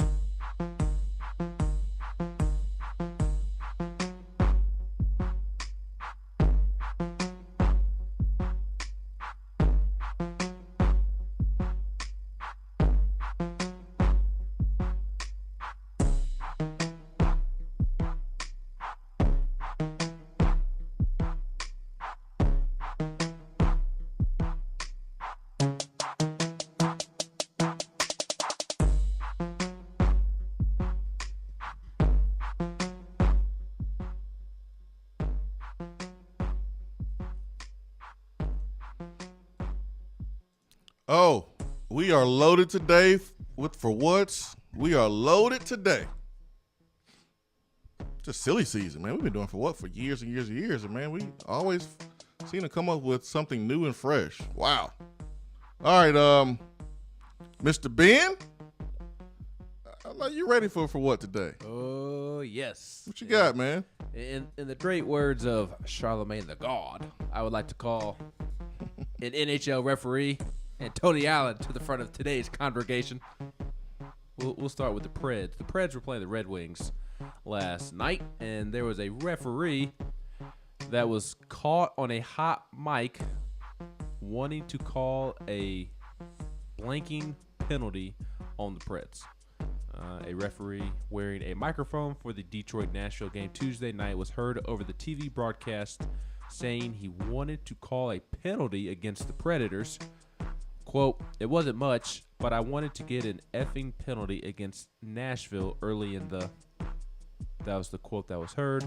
The unidentified official was heard saying before his microphone was cut off after Predators forward Victor Arvidsson was called for a tripping penalty at 4:56 of the second period.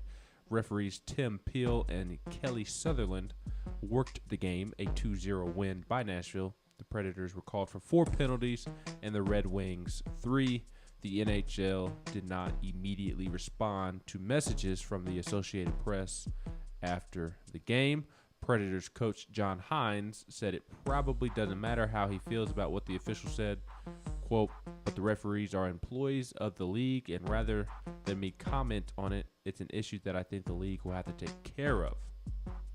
Nashville is now 5-3-1 over their past 9 games. So this referee, again, was caught on a hot mic on the TV broadcast, and his mic got cut off, as I mentioned. But what was heard was, quote, "It wasn't much, but I wanted to get an effing penalty against Nashville early in the..." This man was out here pulling a Bama. He was acting like a ref in Rupp Arena or at Bryant Denny. Or Tiger Arena. Yes. You know, like Anthony Jordan, the LSU fan who was the referee in the LSU Tennessee game. Just come on. How do you get caught on a hot mic saying that? Not only there's 2 for what's here. What he did. You can't be calling a penalty on a team because you feel like it. And I think that's just proof that actually does happen amongst referees. I do think that there are referees out there that get bothered by something that is said to them by a player or a coach, and they feel a certain type of way towards that team, and they call a foul, they call a penalty, throw a penalty flag on them. That absolutely does happen. So he gets it for what? For doing what he did. But also, make sure your mic is off if you're going to say it out loud. So that is my first for what. My second for what. Oh, I'm excited about this. I have been waiting on this since yesterday's show practically ended. Yeah, because I can tell you excited because you said Tony Allen, like Tony Allen's going to get the for what earlier. But you were slow on, so I didn't want to stop you. No, Draymond Green is going to get the for what. Yeah. Because Draymond Green had a quote that said, "I think I'm the best defender to ever play in the NBA." I stand by that. I'd put myself up against anyone. Draymond Green is one of the all-time great defenders. He is a terrific defensive player. But I think it's kind of weird that we've reached this era of NBA basketball where these players like to self-proclaim themselves as the best at what they do. I love LeBron.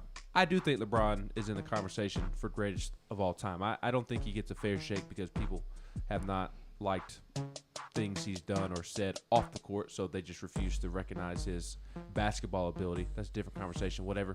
And although I like LeBron, I think it's weird that he has kind of come out and said, yeah, I'm the greatest of all time. I think I'm the greatest of all time. To me, that's a little weird. And there's been other NBA players do something along the same lines, and Draymond Green is just the latest. So on a separate note, I think it's kind of weird that we live in this age of NBA basketball where players like to self-proclaim themselves as the GOAT of something as they are playing. But Draymond apparently thinks that he is the best defender to ever play in the NBA. And Tony Allen, the grindfather himself, took exception to this. He was not a fan of this comment, and he quote tweeted this quote that was put out by SportsCenter saying that Draymond considers himself the greatest defender in NBA history. Tony Allen said, "Big cap." Do you know what that means? Do I need to explain that to you, Swain? You don't have to explain it. There's somebody out there who does not Explain understand to what them. big cap means. Cap means you are lying. No cap means that you are not lying.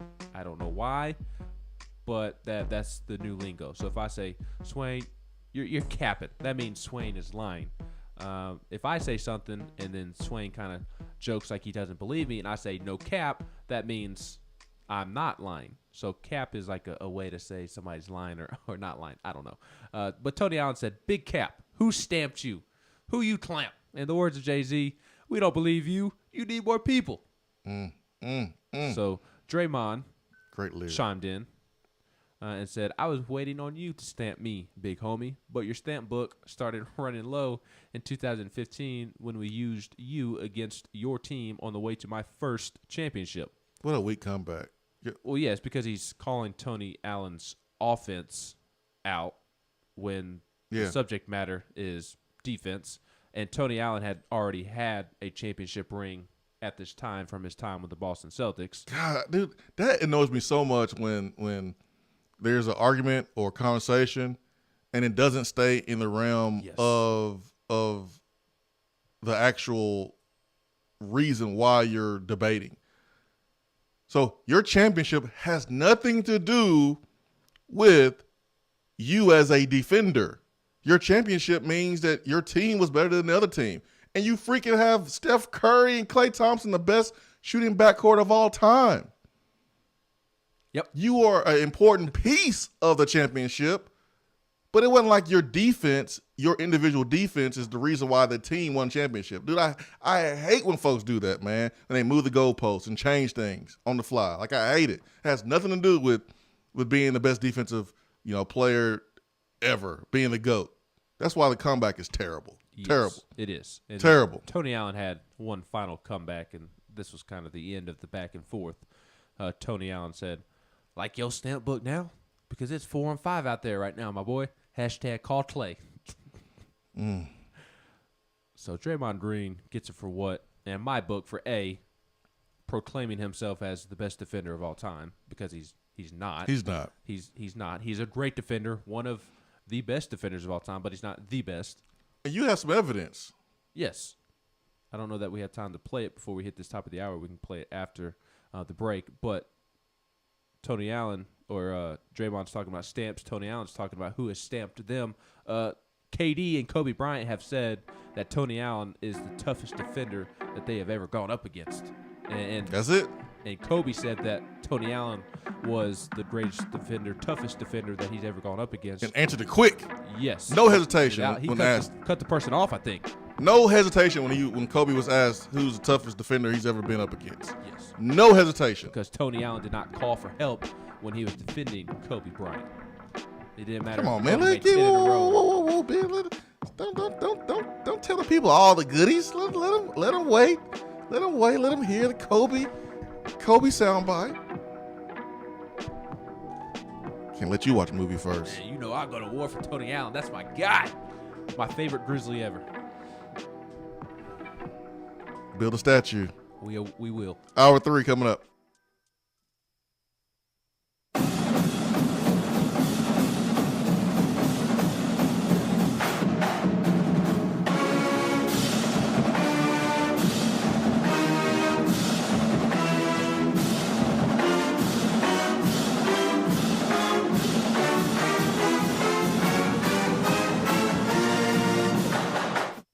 Hour 3 of the Swain Event is brought to you by the Low T Center and lowtcenter.com. Do you know your numbers?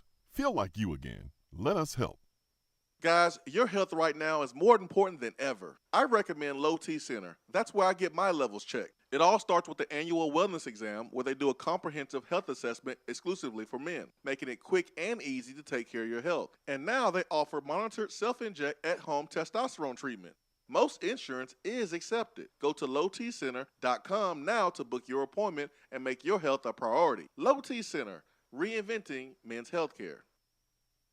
Top 100 barbecue restaurant Dead End Barbecue is a no-brainer when you are craving the smoky flavor of quality Q. Dead End makes it easy to enjoy their fantastic menu with online ordering from Chow Now for pickup. Or if you don't feel like leaving the house, then have Dead End Barbecue delivered right to your door by Loco Knoxville or Bite Squad. There is no better restaurant in town to enjoy the madness of March with. Cheer on the Vols and the Lady Vols with the best barbecue around.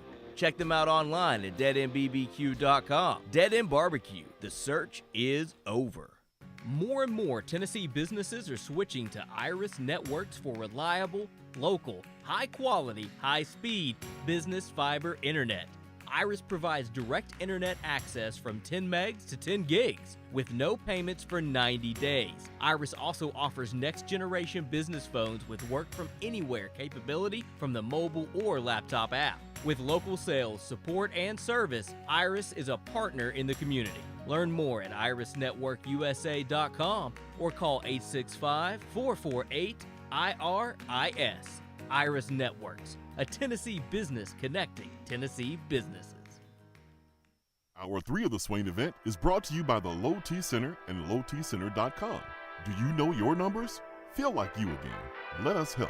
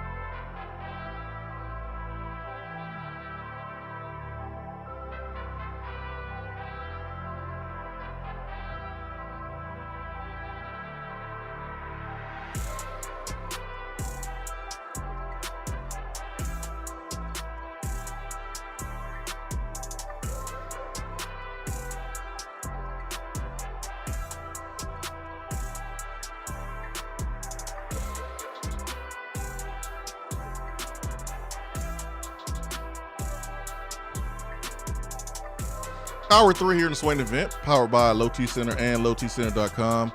Yeah, Draymond need to stop. Draymond need to stop, man. Draymond has won Defensive Player of the Year one time. He's still playing. You can't make comments like that while you're still playing. Ben Wallace, with the crazy hair with the Detroit Pistons, he's actually from Alabama. Really? Yeah, he's from Alabama.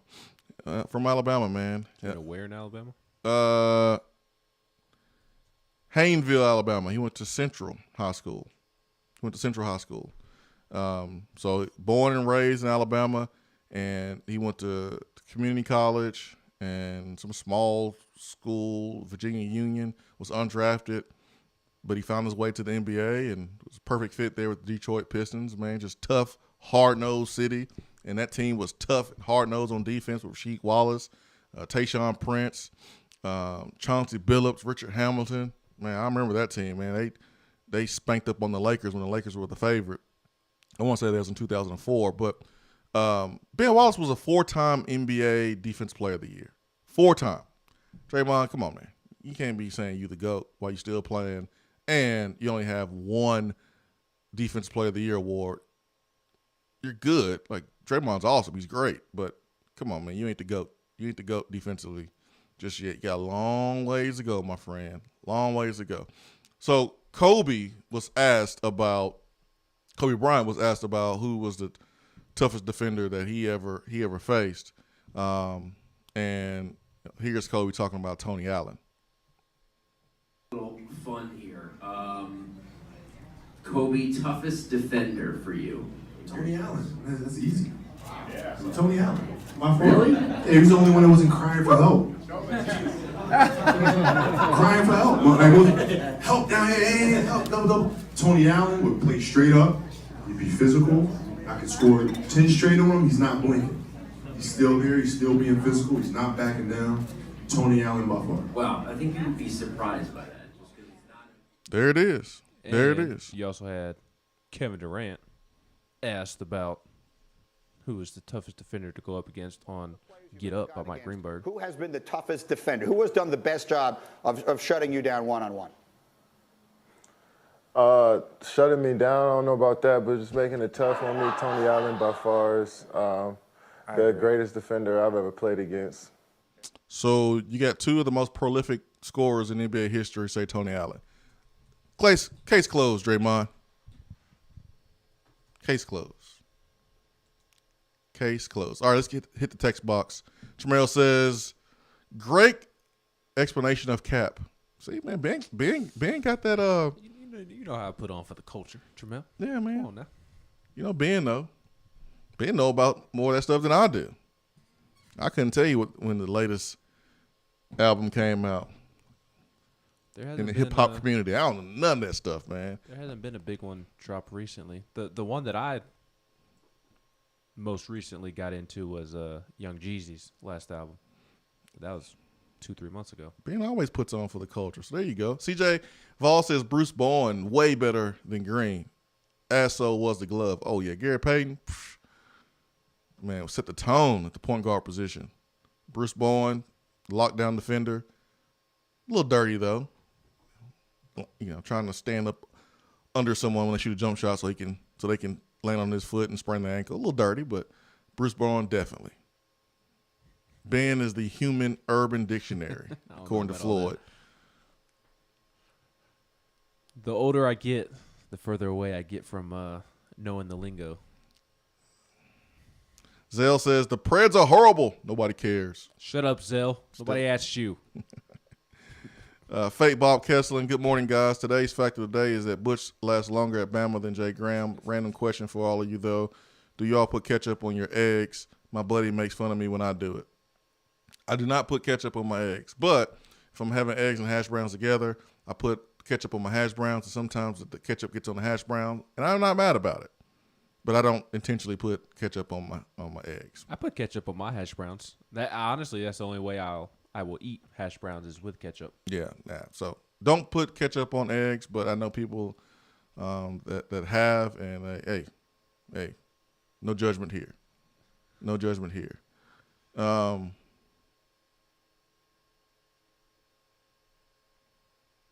T Money says, I'm from same area as Big Orange Mac. I'm white, but that is how our community was and how I was raised, trying to raise my kids the same way. Work hard, represent your last name. #truth. That's right. Jamel says, so you getting bigger. Yeah, man, I done gained some weight. That's what I'm saying. I done gained some weight during this pandemic. It hit me. And I had a little vacation for a couple of days, man. So I gotta get it together. I ain't trying to buy new clothes. Got a whole closet full of stuff that I want to wear. So, yeah, Tremel, get you. Catfish Billy says, Big Orange Mac is whole vibe. Always on the facts. That's right. Big Orange Mac had me in my feelings, man. Woo. Nate the Great says, preach, Big Orange Mac. Church of Mac in session. Hallelujah. Preach, Big Orange Mac from Jake in Nashville. Daniel says,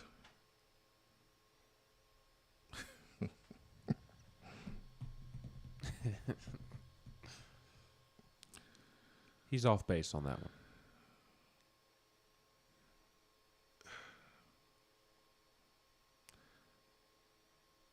Daniel asked about talk on Twitter about Jay Graham being fired. Jay Graham was not fired. Jay Graham is walking away.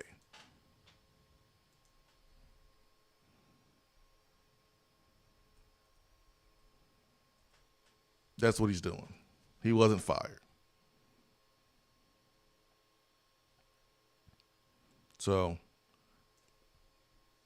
I think you can make fun of Jay Graham for his tweet. I think that's fair.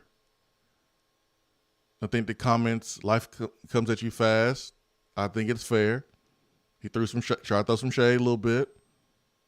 And now he's, not going to be with Alabama. That's fair. But as I get the information, he was not fired. So, man, let's not put that out there if we don't know that.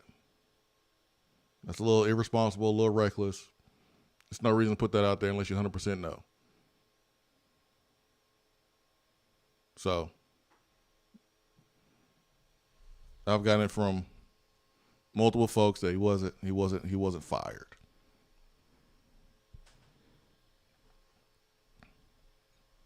Jay Graham needs to be coaching running backs. He is a running backs coach. I'm sure he could have coached tight ends, which is probably the easiest position on the field to coach. I thought you said running back was. That and tight ends is. It's why he was able to put Brian Niedermeyer there at first. And put Joe Osafet there, who Jacob Warren said that he had to explain some things to Joe Osafet. Don't make any sense since that he's an offensive wizard and Jacob Warren said that. But yeah, tight end running backs not that hard to coach. But Jay Graham is a running backs coach, man. He needs to go to the league. Or you can come back to Tennessee whenever that position is open. I'm cool with that too. But ripping on Jay about his tweet, it's totally fair. But he didn't get fired though. He's stepping down.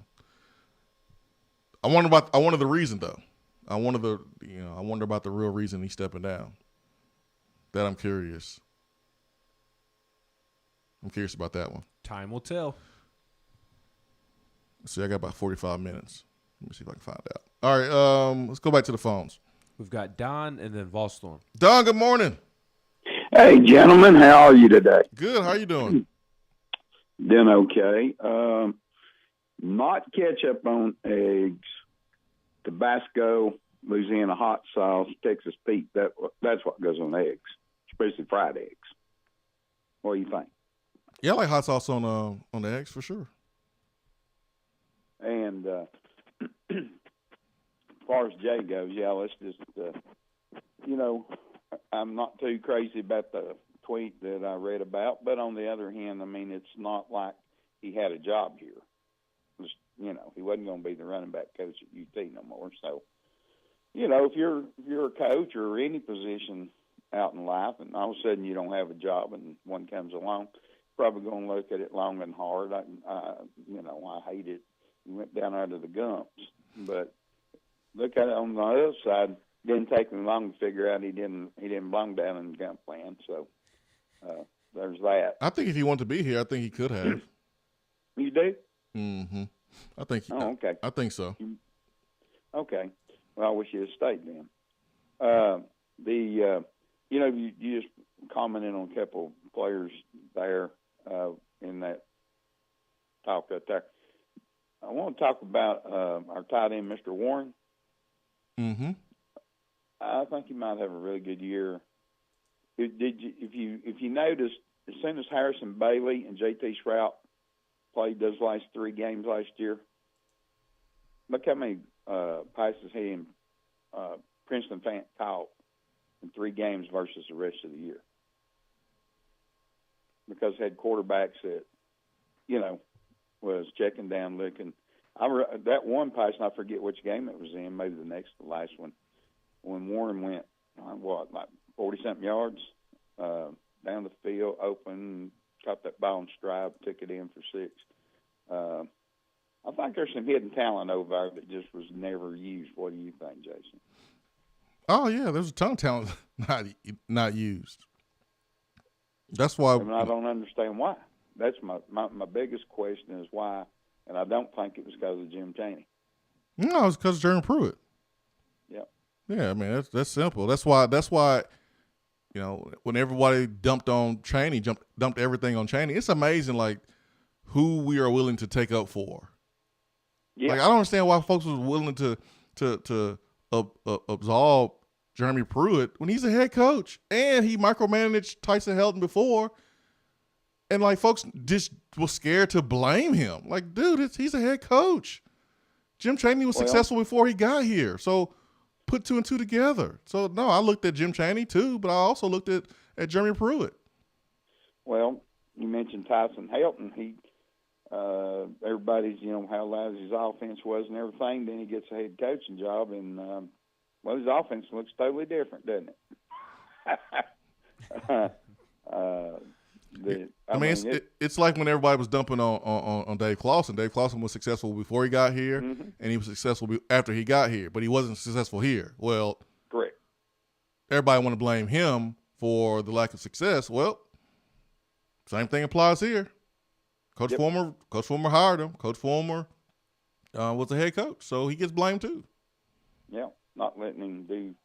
I remember a comment after our first game under Clawson, when we choked away the game out at UCLA, and they was asking Coach Clawson about some of the play calls. He said, I saw a lot of plays out there I've never seen before. Because Crompton was doing what he wanted to do, apparently. A lot of times it's always easy to blame one person, when it's kind of like watching NASCAR, guy doesn't perform well, and sometimes it's a lot more to do with his pit boss or his crew chief or somebody, and making a pit stop or not making one when they should. It's always easier to go, there's a reason. It's just crazy to me, Don, that you would hire someone to do a job because you think they can do the job, but then when you bring them in to do the job, you try to tell them how to do the job. That would be like me saying, hey, George Ewart is the pit master champion of cooking ribs, and I want to hire George Ewart to cater my birthday party. And I want you to come in and cook everybody that's in attendance. I want you to cook them ribs. But I don't want you to use this ingredient. I don't want you to use that ingredient. I don't want you to do this. I don't want you to do that. And then get mad when the ribs don't turn out the way you thought they were going to turn out. Makes no sense to me. Dave Clawson was successful doing it his way. If you hire him, leave him alone. Let him do it his way. Or don't hire him. Pruitt, leave Jim Chaney alone. Or don't hire him. That's not too hard. But the folks that feel like they need to tell someone who's successful how to do things and change it, and then when they're not successful, they want to blame that person. Nah, man, I ain't falling for it. I don't buy it. Nope, I don't buy it. Nope, I ain't falling for it. And if we're being honest, a lot of people are uneducated about the game of football, and I don't say that as somebody who pretends to have a great knowledge of the game of football from an X's and O's standpoint. I feel like I have a strong knowledge for somebody who did not play at the collegiate level, but I don't know everything about football, so not trying to demean anybody, but I think that's what it all gets back to when it's always the simple solution to just blame the person in charge when it may not always be the case. And this situation, I'm talking about Jim Chaney being in charge of the offense. It's easy to blame Jim Chaney.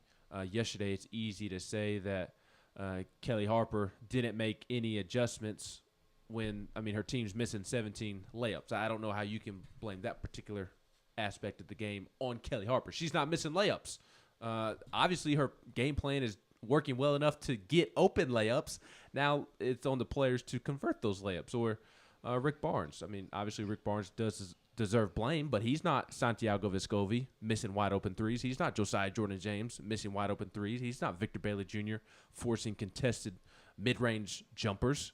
So I think it kind of goes back to that as well, as we're not as educated as we think we are, and so it's easy to just blame the person in charge. It's why the quarterback always gets the blame, because it is easy to see whether the pass is complete or not. We don't know that the receiver didn't break off his route 3 yards short of where he was supposed to, or something along those lines. I don't think it's that, Ben.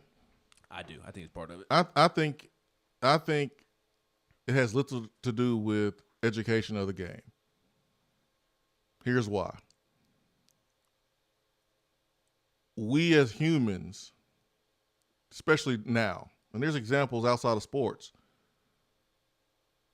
we have one mouth and 2 ears, which means you're supposed to listen twice as much as you talk. But we don't do that. Mm-hmm. We talk way before we listen. We talk way before we process the information and think. We speak emotionally before we process the information and try to come from a place of fairness and trying to be level-headed. We just talk. You can look at politics, you can look at sports, you can look at social media.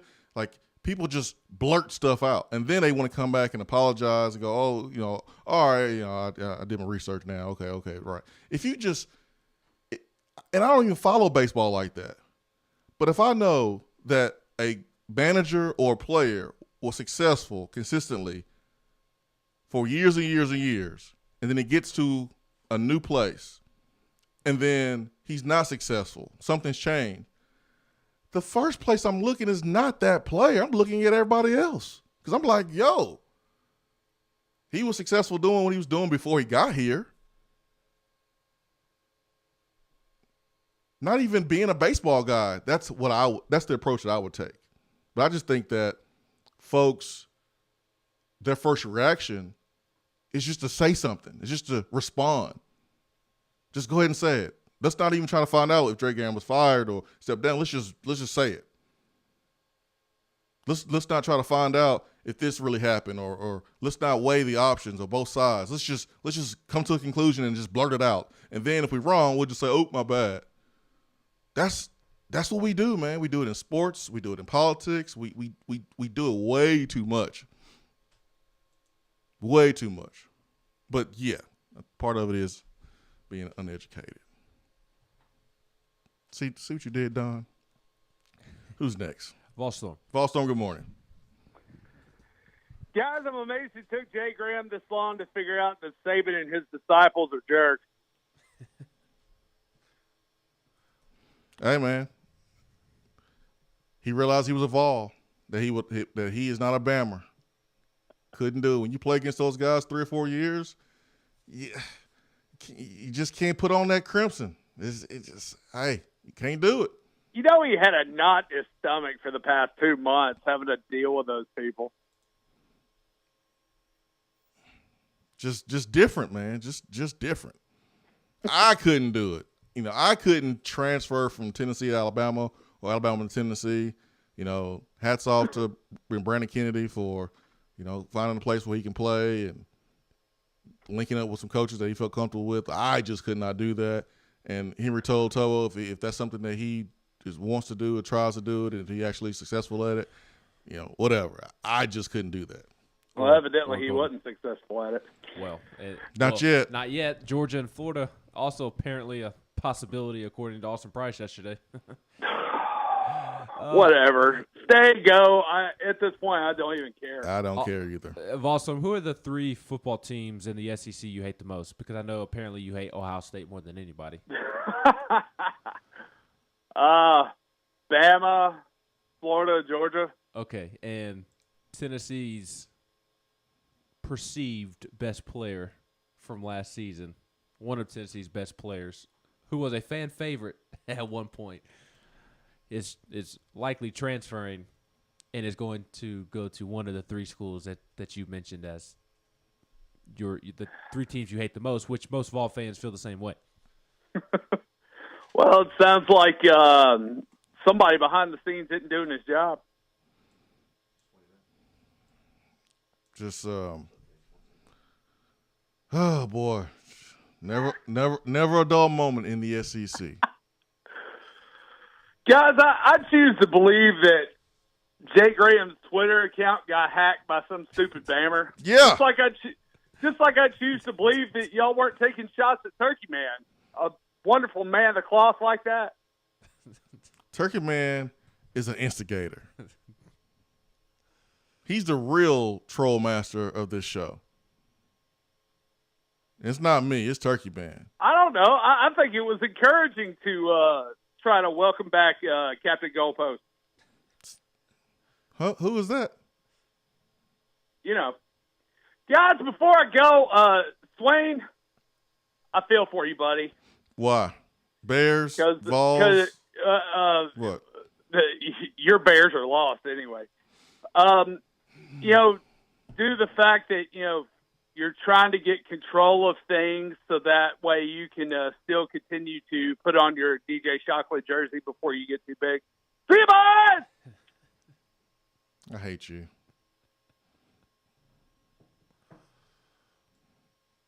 I hate you. You know, things could be worse for your Bears. Could be. You know how? It could be the Lions. Yeah, that is one way.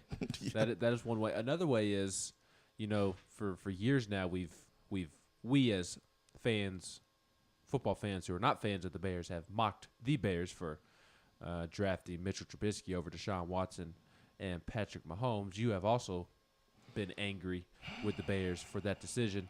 It could be worse in the sense that you could have ultimately gotten Deshaun Watson, and then after trading for Deshaun Watson and eventually getting Deshaun Watson, then having to deal with the current Deshaun Watson situation once you finally got Deshaun Watson. So things could be worse. Whew. See, the Bears were right all along. They knew that he had character concerns, and that's why they passed on him in the draft. So really, you should be thanking the Bears. What about Patrick Mahomes? What's the excuse for Patrick Mahomes? See, Texas Tech, Cliff Kingsbury, just... No, your job is to evaluate and see through that stuff. Yeah, Deshaun Watson. When I heard about the first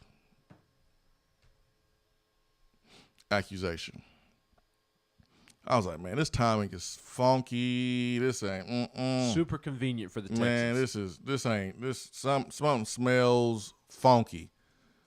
The lawyer of these potential victims was or is neighbors with the owner of the Texans, or I think the dad, or the family. Just say the family, the McNair family.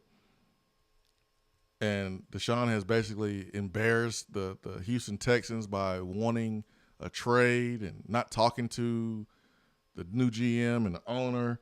And this is their way of getting him back. Like this is really convenient. Even though I didn't say it, I just was like, man, this is really convenient.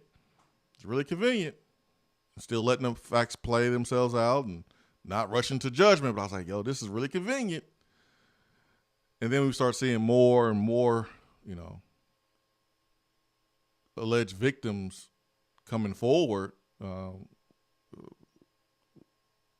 with the lawyer, and then the lawyer posting tweets on Instagram. This is like Judge Judy stuff right here. This is crazy. And then Deshaun Watson's lawyers coming out was like, one of those is wrong because one of those we can prove that one of those is wrong. Well, what about the other ones? So yeah, this is crazy. I'm gonna reserve my judgment. I'm gonna let the thing play out, but it does not look good for Deshaun Watson at all. Which is wild because if you had told me when the offseason began that there was going to be a quarterback accused of the things that Deshaun Watson is being accused of, Deshaun Watson would not have been the quarterback that I would have guessed was the quarterback that was dealing with this drama, because he had built up a strong, great reputation. Pristine reputation. I mean, all you heard was good things about Deshaun Watson, and all you heard was people saying good things about Deshaun Watson. I mean, pristine. Let's go back to the phones. We've got Jay. Jay, good morning. Swain. What's up, brother? Good morning, man. Hey, man. You know, Swain, so is Henry Toto, is he just going to see which one of our main 3 rivals he can get on board with before he comes back to us, or how's that going to work? Pretty much what he's done. He can go. I don't want him here. That's my honest opinion. I don't want him here. He can go. I don't think he needs to be here. He clearly doesn't. Whether it's his dad or him or both, he's trying to find every way not to be here. So, he could bounce. I don't know how, and I know it's different because I know those guys in the locker room are, he's got friends there. I don't know how anybody in that locker room would want him to be a part of this program. I don't see it either. I mean, you clearly you don't want to be here. Now I know we got to respect the big J journalism of Andy because he's been on top of this story, but embarrassing his damn self. But seriously, man, I don't want. What's Henry going to? I mean, I understand we're low at linebacker. I mean, heck, we're low at a lot of positions. Is Henry good for 1 or 2 wins? I don't think he is. Like, is he the difference between us winning 6 games or 8 games? I don't think that's the case.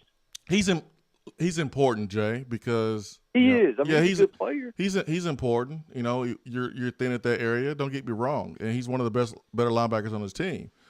But but you don't compromise what you're trying to be and the culture that you're trying to set because Henry.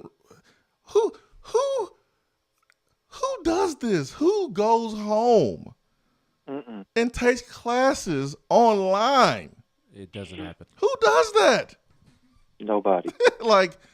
And I'm telling you, these players are different this day and age, man. These pro athletes, they do jersey swaps after the game. They laughing and smiling during the game. Like, I'm not used to that, man. I want to cut your throat during the game, and I don't want to be your friend for a while after the game either. So I mean, they just kind of built different, and so we already know that this leadership on this football program was lacking.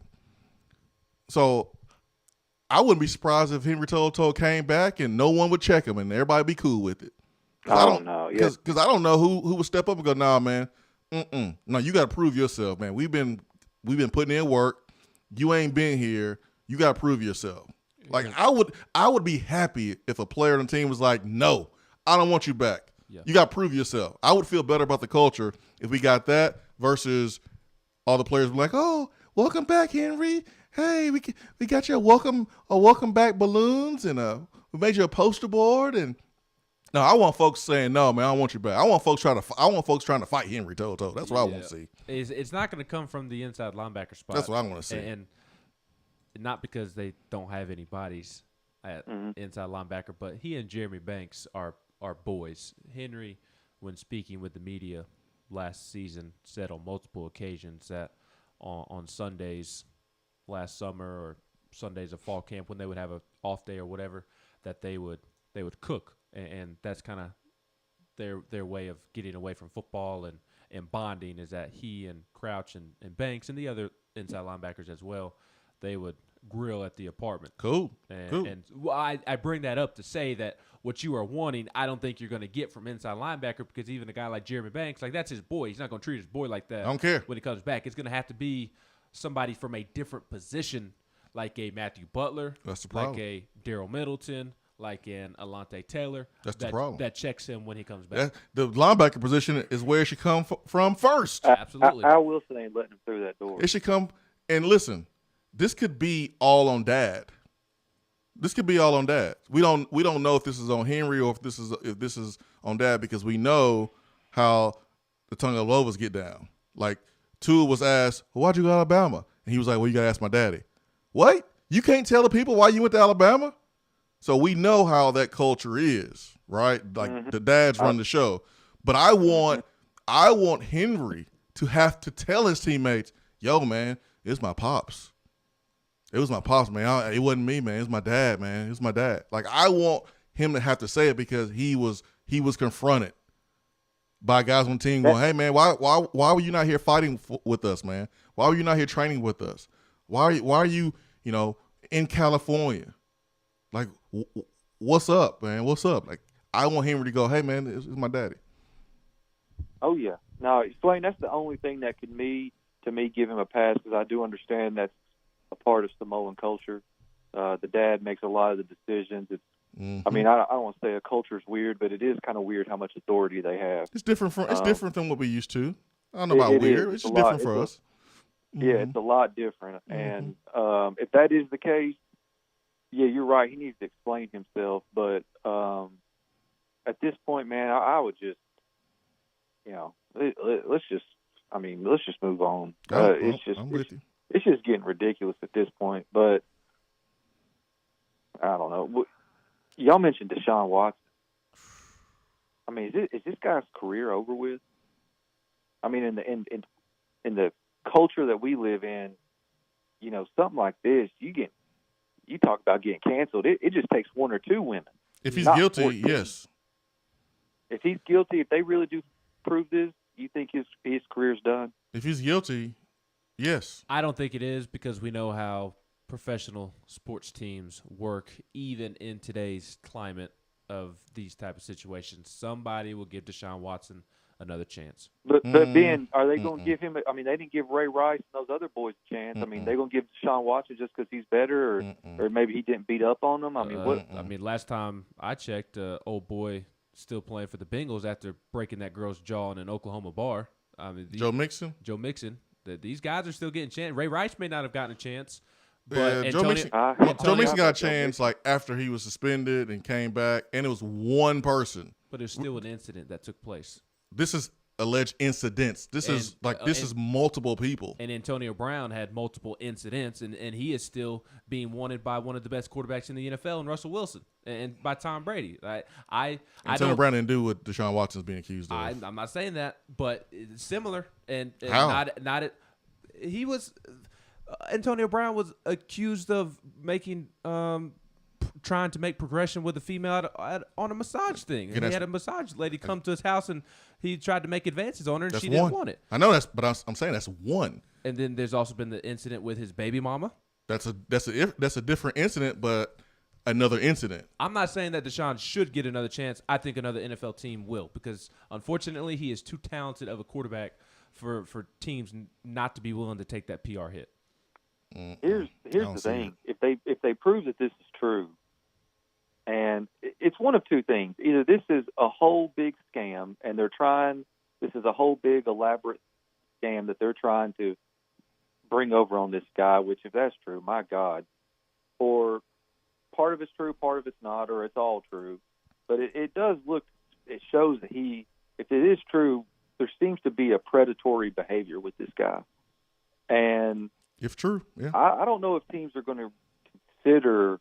I mean, this is the kind of thing that, like, Clemson wouldn't even welcome him back on campus. Kind of stuff like this. This is the kind of thing could alienate him for the rest of his life.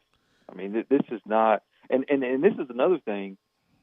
Are criminal charges going to be brought about? And that's why I was if looking. If this is true, I don't see that the police are just going to let this slide and criminal charges not be brought. That's what I was looking at right now. If is it they're trying to sue him and monetarily get compensated, or they want to hold him accountable and file criminal charges, and because we hear it's not about the money, but if it's not about the money, then try to get him prosecuted and spend time in prison then, if it's not about the money. Exactly.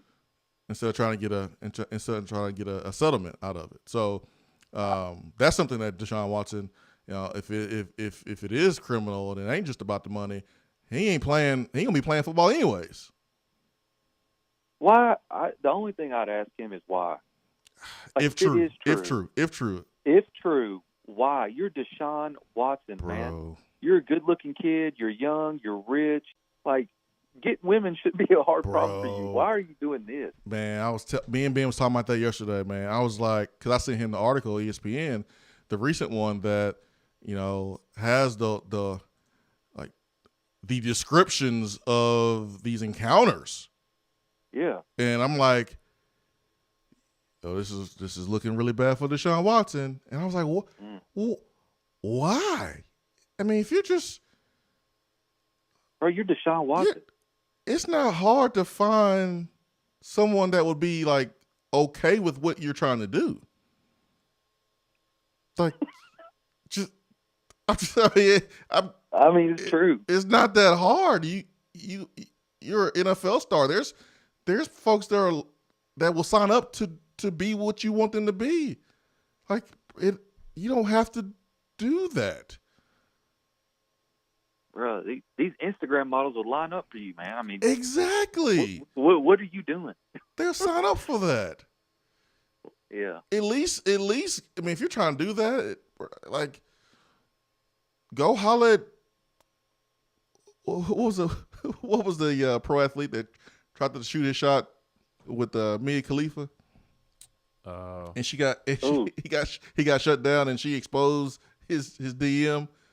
Oh, I remember that. Like, you go that route if it's. I don't know, man. If true, it's just really stupid on Deshaun Watson's part that he put himself in that position. And you got to think about it too. The NFL has different rules and laws than state and federal laws. Like, the NFL has their own set of rules, and he will be punished for putting himself in that position, even if he's found innocent. So yeah, Deshaun is he's in some hot water. That's crazy, guys. Chad Kelly. Well, I'm gonna go schedule me a massage today, man. What'd you say? I said I'm gonna go schedule me a massage today. Yeah. I don't know if you. But I'm gonna keep it above board. That's all I'm saying. Man, I tell you, my wife last week, because when you put on a little bit of weight, man, your muscles and your bones ain't used to that. So like I've been having like these back spasms, and my wife was like, "You need to get a massage. You need to get a massage." And I was like, I'm good. Just walk it off. I'll be all right. Stretch. I'll be all right. I don't need no massage. And I wonder what she'll say if I send her the Deshaun Watson article. Like, you know what? You right. You don't need a massage. You right. Take you some Advil and sit down and shut up somewhere. Suck it up. Get you some stretch.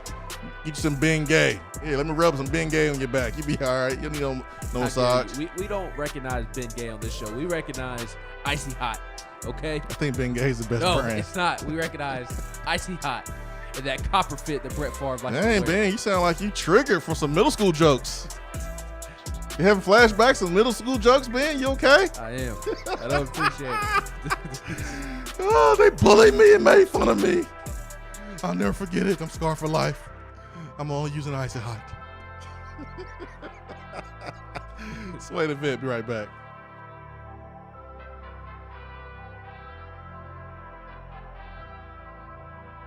Hour 3 of the Swain Event is brought to you by the Low T Center and lowtcenter.com. Do you know your numbers? Feel like you again. Let us help. Guys, prioritizing your health now is more important than ever, not only to build your immune system, but to address any chronic health issues you may have. I recommend Low T Center. They exclusively specialize in men's wellness and follow strict medical guidelines for your health and safety. They are one of the leading men's medical providers in the country. Low T Center has reinvented the doctor's visit, making it quick and easy to get all of your levels checked, not just your testosterone. It starts with an annual wellness exam, where they do a comprehensive health assessment so you know all the numbers to your health. If you've been feeling tired, grumpy, have noticed a weight gain, or loss of muscle mass, these can all be signs of low testosterone level, low thyroid, or even sleep apnea. Low T Center can determine the cause and help. And now they offer monitored self-inject at-home testosterone treatment, including a take-home blood pressure monitoring cuff. At Low T Center, most insurance is accepted. Book your annual wellness exam or annual physical today. Go to lowtcenter.com. Low T Center, reinventing men's healthcare. Out-of-town law firms have been swarming into East Tennessee lately. Firms from Memphis, Chattanooga, and Birmingham have stormed into the area. Wouldn't you rather do business with a local law firm? You know, a true neighbor. Marcos Garza and the pros at the Garza Law Firm are just that. They are our neighbors and friends that support local causes year-round. The Garza Law Firm works to serve you professionally on criminal matters, injuries and accident matters, and Social Security and disability filings. The Garza Law Firm is here for you at garzalaw.com. The Garza Law Firm. Let us help. JC's Tree and Landscaping Service specializes in quality tree work done at an affordable price. Trimming and removing trees are their specialty. They also offer other services like land clearing, stump grinding, crane services, and all of your basic landscaping needs for both commercial and residential. JC's will give you a free estimate and beat any written quote by a competitor to guarantee that you get the lowest price around. Don't risk your land with a fly-by-night service. JC's Tree and Landscaping is licensed and insured. Give them a call at 865-599-3799. You're listening to the Swain Event. And you know this, man.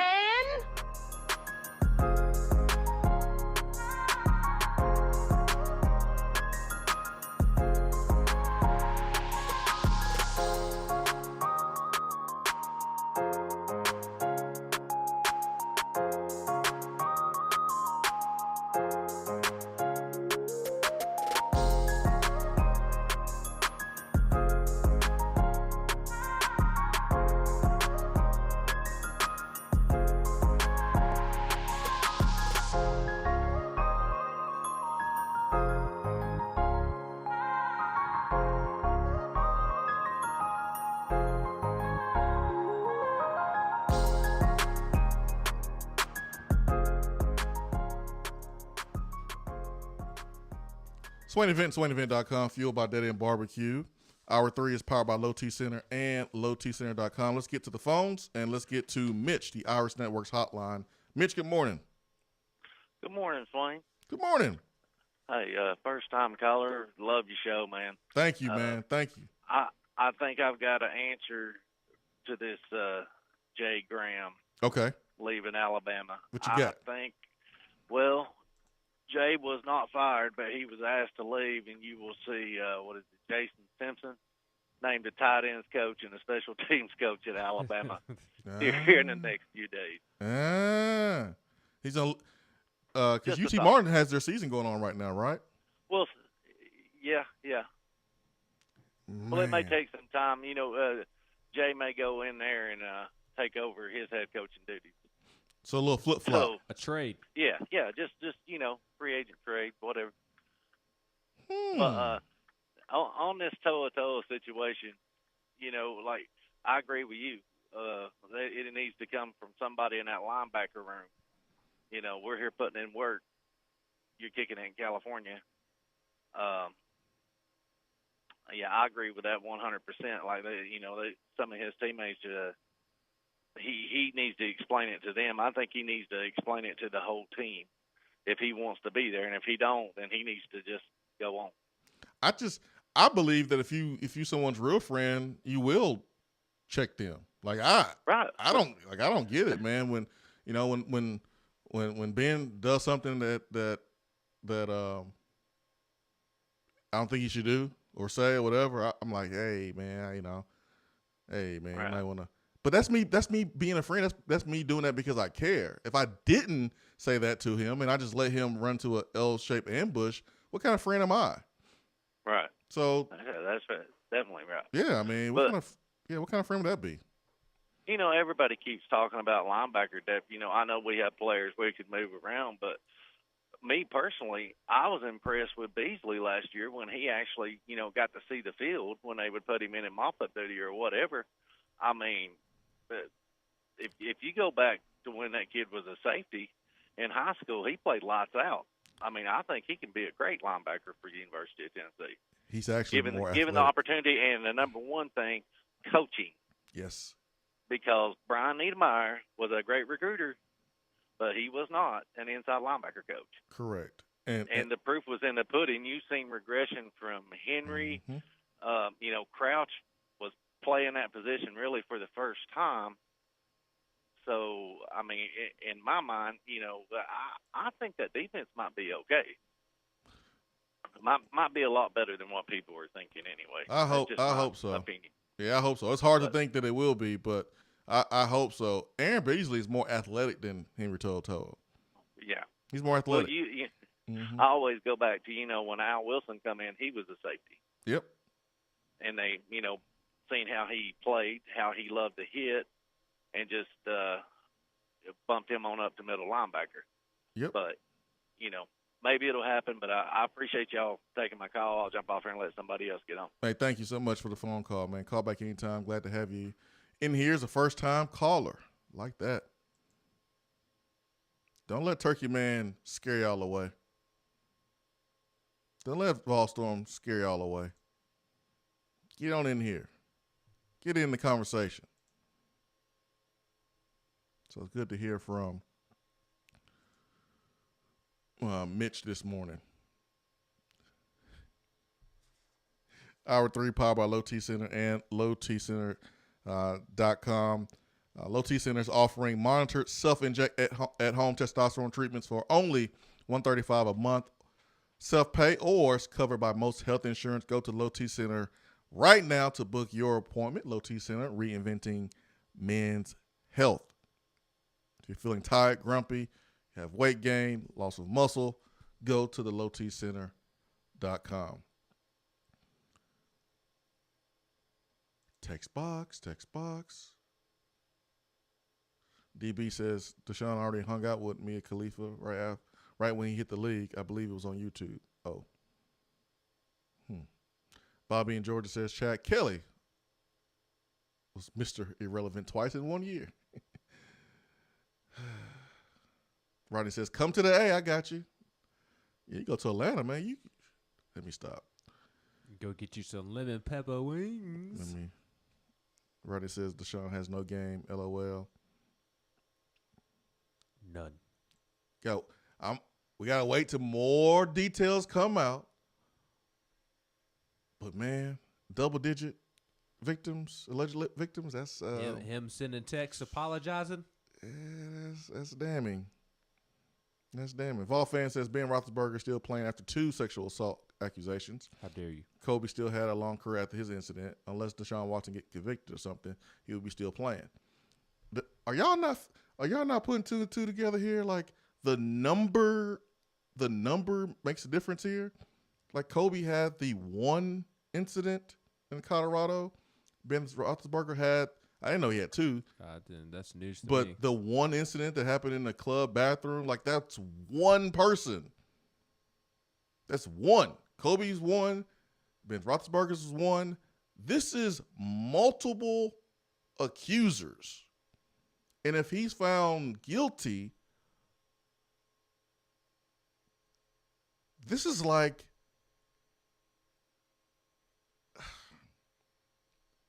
so Kellen Winslow's doing some time right now because Kellen Winslow had multiple victims. It wasn't just 1, oops, my bad, I made a mistake. No, it was like multiple. The number makes a difference here. So if Deshaun Watson is found guilty or settles or whatever, like that's different than just 1 person. I agree with you, Ben. Like the NFL, if you mess up, they'll bring you in if you're good enough. But this is different. We have not seen a player be accused of what Deshaun Watson has been accused of and play if found guilty. That is true. We just haven't seen that before. I just don't see it's going to happen. That is true. I've just lost all faith in professional teams doing what is right.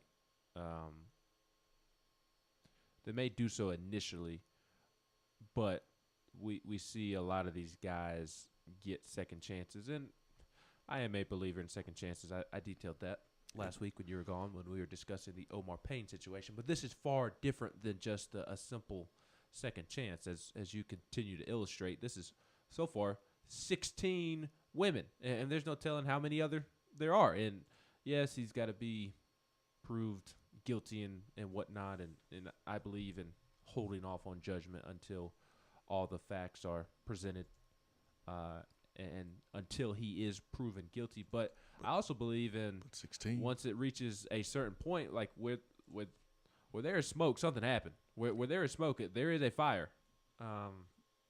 This isn't just a coincidence. This isn't just an orchestrated movement by the McNair family, the owners of the Texans, to try to prevent trading Deshaun Watson. Hold on. You don't know. I mean, that goes without being said. But 16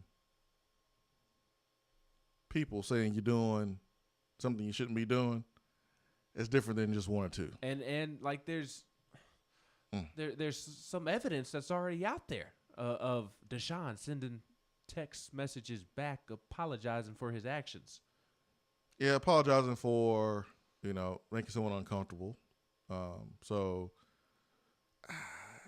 to me that's very telling. But I mean, you have to send that text message. That can mean a lot of different things. It could. It could. So like that's why I'm just gonna fall back and just kind of let this thing play out. But man, Deshaun is in some hot water, and his reputation is on the line here. His career is on the line. His life is on the line. I just don't have faith in, again, NFL teams, not just NFL teams, any pro sport. I don't have faith in pro teams doing the right thing because I think owners are greedy for money, and Deshaun Watson can generate a lot of money. So regardless of how this plays out, I think at some point Deshaun Watson will get a second chance if it even comes to that. There's still teams that are willing to trade for him right now. So, which is pretty remarkable. Maybe he hasn't hit a level of, because NFL could do their own research too. They got crazy resources. So that's right now. Maybe that changes in a couple days or maybe in a couple weeks. Who knows? But it just doesn't look good. And we'll let it play out. I hate that Deshaun Watson put himself in this position, and if he's guilty, he should be held accountable. And if these ladies are lying, then they should be held accountable. Mm-hmm. Simple as that. I've always felt that way. So,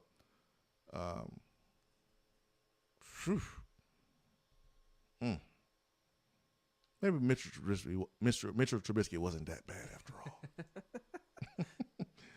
Oh, man. Nick Foles, Andy Dalton. It's unfortunate. Deshaun was one of my favorite quarterbacks to watch, but obviously, if this turns out to be true, my opinion completely flips on him, and he will no longer be one of my favorites. Let me hit up the YouTube. Good morning, Will. Good morning, Vol Nation. Matt. Spencer lay off the Bears. Deshaun Watson will spend the rest of his life in prison potentially. Well, we don't know if this thing's gonna be criminal or not because they suing Deshaun Watson. They suing him. So are they trying to hold him accountable legally, or are they trying to sue him by filing this lawsuit? That's what I want to know. But again, we're gonna wait for more facts to come out before going any further with opinions. To be honest, Spencer, that's what we're doing, man. We have not reached a judgment one way or the other. We have not said that believe the women or not believe the women. We've not said that we don't believe Deshaun Watson or do believe Deshaun Watson. We just said 16 is a lot of accusations. And if he is guilty, so again, we said if he is guilty, didn't say he was guilty, but if he is guilty, that would be hard for me to believe that he'll be playing in the NFL. So we're actually doing exactly what you suggested we do. So just gotta listen a little bit, that's all. Just gotta listen. See it? I ain't going any further on that. I've never seen a lawyer post evidence on Instagram, though. I have not seen that. And that's just what the lawyer of the accusers been doing. And he's supposed to be talking today. Supposed to be a press conference today. So, Deshaun Watson better have his legal team ready. For Ben McKee, I'm Jason Swain. Man, congratulations to Kim English, new head coach there at George Mason. Wish him nothing but the best. But if we play them in a tournament, we better beat their heads in. And it would be so Tennessee if they beat us in the tournament. But it ain't going to happen. Rick Barnes is going to go out here and flip the roster. And we're going to be going to the Sweet 16 next year. Please, Lord, get past the first weekend next year. Please. Please. Swain Event fueled by Dead End Barbecue. For Ben McKee and Jason Swain, peace and love. Have a great day.